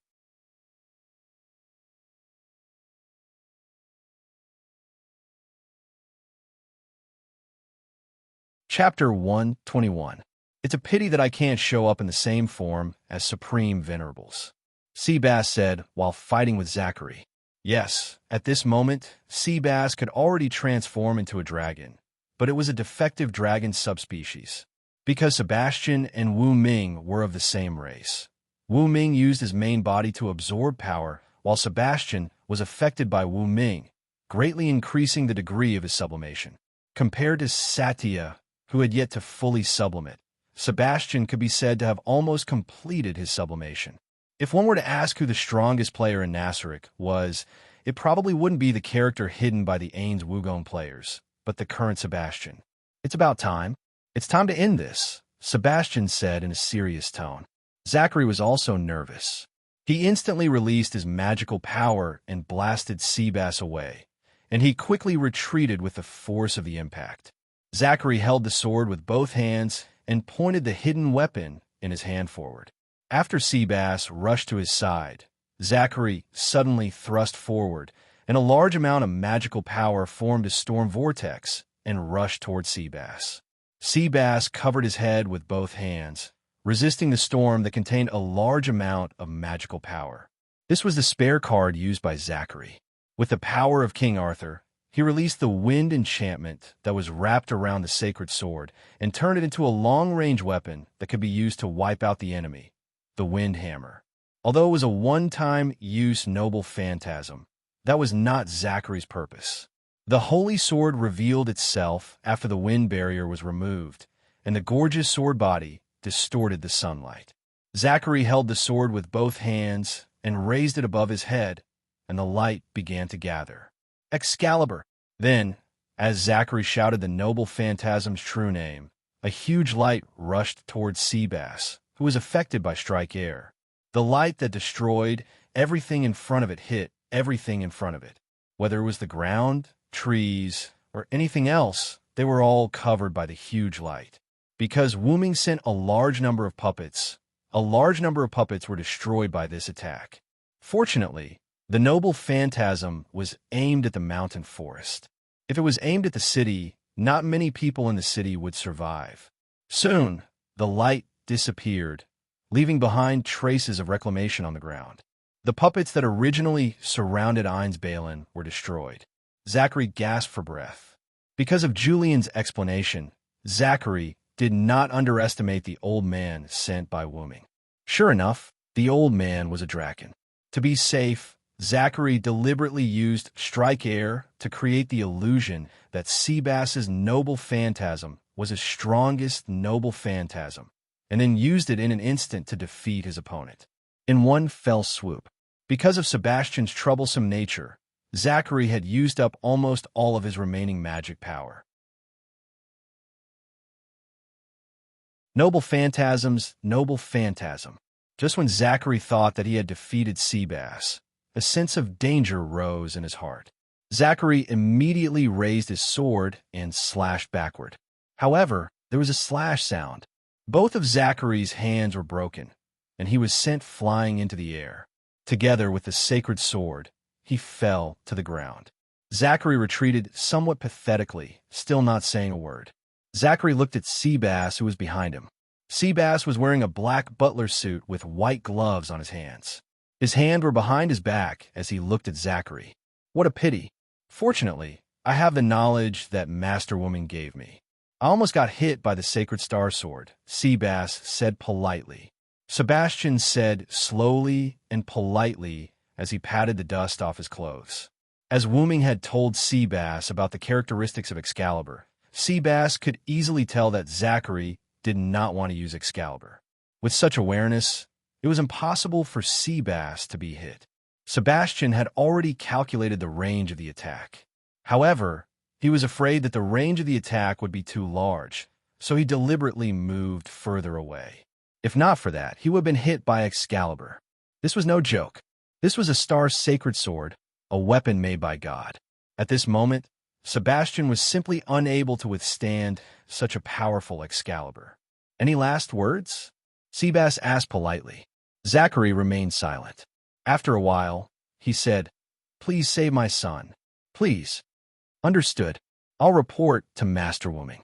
I believe that with Master Wooming's magnanimity, he won't reject the agreement between you and me. Please rest in peace. As soon as Seabass finished speaking, Zachary's vision turned black. Then, Zachary lost his sight, followed by all his senses. Seabass wiped his bloody gloves and looked at the headless automaton on the ground. He picked up the card on the automaton. Is this a knight with a sword? Master Wooming said that I need this card. I'll keep it first. While the other battles were about to end, the battle between Wooming and Angelica was almost over. At that moment, the two were no longer shooting at each other, but fighting in close combat. Angelica was using the weapons in her treasury flexibly, while Wooming was using a spear. The two were locked in a fight, but interestingly, the place where the two fought had a lot of green plants. Obviously, this was the effect of the divine spear Yggdrasil and the mythological beast Funbaba. I didn't expect you to be able to use the ability of a lancer as a caster. Angelica frowned and said, I'm a caster. Isn't it good to use magic to enhance strength and speed? Also, don't forget that I'm your mentor. How can I forget the martial arts I taught you? Although she said so, the martial arts used by Angelica and Wooming were not similar. Perhaps it was because of the different world. Boom! Hearing the sound, the two of them looked in the direction of the huge golden light pillar. Excalibur. Then Wooming turned his head to Angelica. It seems that the other battles are almost over. It seems that our battle is about to end.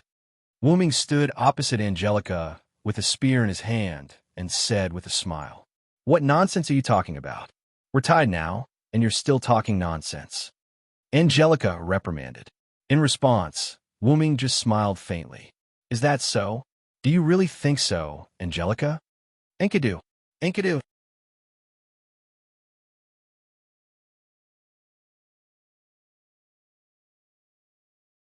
Chapter 122. Countless silver-white chains burst out from the golden ripples behind Wooming and Angelica. The chains wrapped around Wooming and Angelica were hung up. Both of them used the same method to hang each other up in the same posture. Wooming was tied up tightly by Enkidu because he didn't think about dodging at all. Angelica was also tied up tightly by Enkidu because she didn't think about dodging. Wooming, who was tied up in the air, looked at Angelica with a smile and said, It seems that we are thinking of the same thing. Because Silent Wonder's caster form and Angelica's card form, Archer Gilgamesh, had a lot of divinity, and the extremely rare Enkidu was the biggest nemesis of the two of them. Angelica expressed her dissatisfaction with Wooming's statement. She frowned and said, You really dare to use a fake, Hyunryong. Those Enkidu were the fake Enkidu that Wooming used on the Berserker Hercules card user. Wooming used Create Advanced Item to create a fake that was comparable to the real thing. Even if it was comparable to the real thing, a fake was a fake, and it could be judged by its aura. And because Wooming released more than one Enkidu, Angelica was more certain that Wooming used a fake. For Angelica, who didn't like and even hated fakes, it would undoubtedly irritate her. Wooming was interested in Angelica's dissatisfaction. It seems that you and Gil hate fakes very much. Wooming recalled the cute Gil and couldn't help but sigh. So what do you want to do, Angelica Ainsworth? Angelica was distressed by Rosin's words, because Angelica couldn't cause effective damage to Wooming at all. It was true that Archer Gilgamesh's card could be said to be invincible against other servants, but it was too weak against Wooming. After all, Wooming was the person who taught the famous hero King Gilgamesh. Although they were not in the same world, it was much easier to deal with his disciple than to deal with other unknown servants. What's more, Wu Ming had the spirit of Ain's old gown, which stored a lot of powerful magic, and the nameless spell book, which stored all the magic in the other world. Wu Ming was no weaker than Gilgamesh in terms of artillery bombardment. After all, with Gilgamesh's character, she would not remember all the real names of noble phantasm. At most, she would remember the real names of 5 or 6 noble phantasms. Wu Ming guessed it right. Angelica, indeed, only knew the real names of a few noble phantasms. That had a great impact on Angelica. As a result, in addition to using noble phantasms, Angelica could only use melee and noble phantasm to attack. In terms of melee, Angelica couldn't gain the slightest advantage against Wooming. Not to mention that Wooming was the disciple of the Lord of the Demon Realm. Wooming's experience over the years was enough to defeat Angelica. After all, Wooming was also known as the strongest knight of the Round Table by virtue of his martial arts. If Noble Phantasm was released, Wooming would also release his Noble Phantasm to fight against her. With the support of a huge amount of magic, Wooming's mythical Yggdrasil was not something that any servant could fight against. Then, I'll take out a weapon that you can't fight against, Angelica shouted. Then, a golden ripple appeared behind her. However, the speed of the golden ripple was a little slow. Moreover, the number of noble phantasms that appeared in the golden ripple was obviously reduced. There were only a few grade A and noble phantasms. It was obvious that the Enkidu created by Silent Wonder was starting to take effect. It was starting to suppress Angelica's magic power. Clang, clang, clang. Angelica fell to the ground with the sound of the chains breaking. Wooming was the same. The sacred lance in his hand floated in the air and automatically moved. It penetrated the chains on Wooming's body. Wooming also fell to the ground. After all, Enkidu was not a powerful weapon in the first place. It was just an ability that had a strong binding effect on divine enemies. Even for those servants who had high strength but did not have divine attributes, as long as they used their strength, they could break it. Then, a golden ripple appeared beside Angelica, and the hilt of a sword was revealed. The hilt was golden, and there was a strange sword guard on the upper part of the hilt. Angelica pulled hard, and a sword that looked like a sword appeared in Angelica's hand. Other than the body of the sword, the rest of the sword was normal. Only the body of the sword was a black cylindrical object. There were 3 parts of the black cylindrical object. The 3 parts were pieced together to form a long tube. There were very red patterns engraved on it, and it looked very mysterious. Is this the Enkidu sword? Wooming's expression became serious. As the mentor of the hero king, Gilgamesh, Wooming naturally knew about the legendary sword that could split heaven and earth apart, the Enkidu sword. Although it was a name given by Gilgamesh, the sword that did not look like a sword at all lived up to its name. Ea was a god that existed before the creation of heaven and earth in Mesopotamia's mythological system. Needless to say, the function of the sword was needless to say. Angelica held the Enkidu sword high, and the 3 cylindrical blades began to rotate separately. As they rotated, there were traces of red air blades. There were more and more air blades, and they were getting bigger and bigger until they rushed to the sky and parted the clouds. Looking at the majestic, huge tornado, Wooming, who knew how powerful the weapon was, began to prepare to release the noble phantasm. Ancient and eternal primordial dragon, show yourself and save the world once more. As the noble phantasm was released, a large amount of platinum mist appeared around Wooming. Angelica held the Enkidu sword in one hand and focused her gaze. Take this attack, Hyunryong. Enkidu sword, Heaven Age. A huge red tornado descended from the sky, rushing towards Wuming. Wherever it passed, there were cracks in the space. Some of them even had gaps in the space, revealing mysterious black holes. The platinum mist surged wildly and spread to the surroundings. The mist completely blocked Wuming's body, and one could vaguely see a black shadow in the platinum mist. The red sword aura came violently, and the white mist spread quietly. Soon, the two of them collided.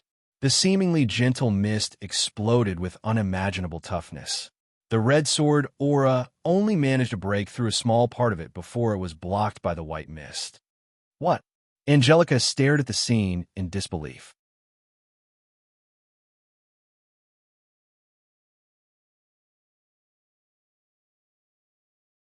Chapter 123. Angelica looked at the unusual white mist and asked in doubt, "What the hell is this? How can it resist EA's attack?" Facing Angelica's surprised and doubtful voice, a mute voice sounded from the white mist. "This is naturally my noble phantasm, Angelica. Don't think that I can only use magic because I'm a caster. This is my real body." Yes, Wuming's noble phantasm was to summon his real body. Because he summoned his real body as a servant, Wuming's root dragon's blessing temporarily lost its effect. After all, it was called his real body. At best, it was just a projection of Wuming's real body. Moreover, the modern world of the shaped moon had the ability to automatically repair things that should not exist, such as fantasy breeds. As a result, once Silent Cry summoned his entire body or summoned part of his body for too long, there was a high chance that he would be attacked by the world itself. Because Wuming had been hurt by the world once, this time Wuming learned his lesson and only summoned part of his body.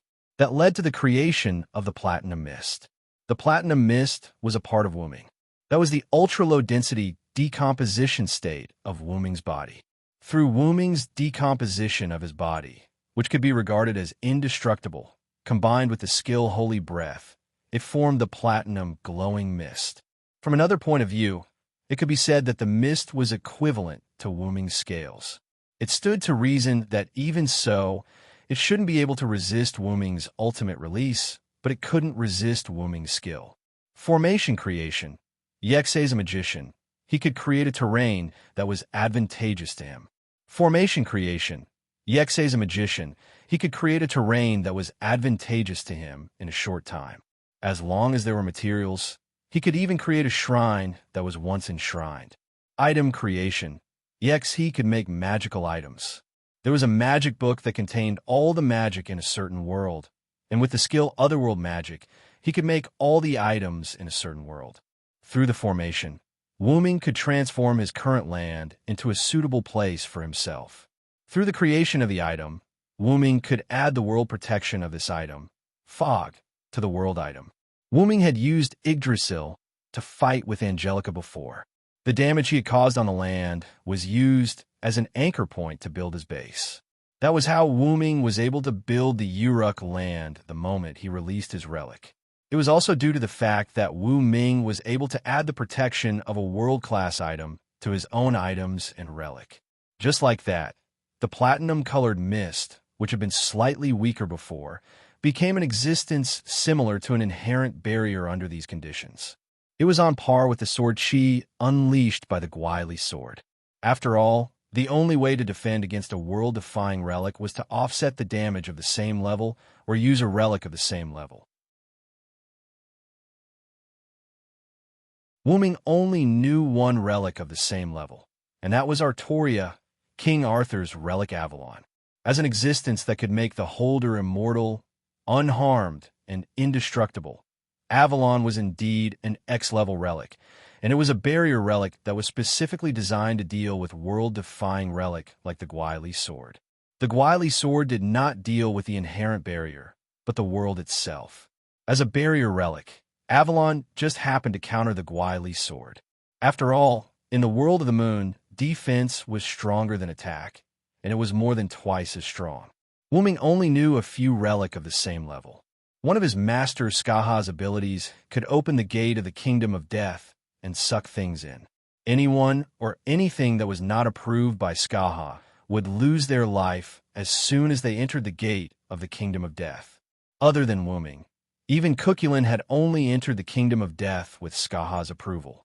For example, the sword Chi unleashed by the Gwaili sword would turn into nothingness as soon as it was sucked into the gate of the kingdom of death.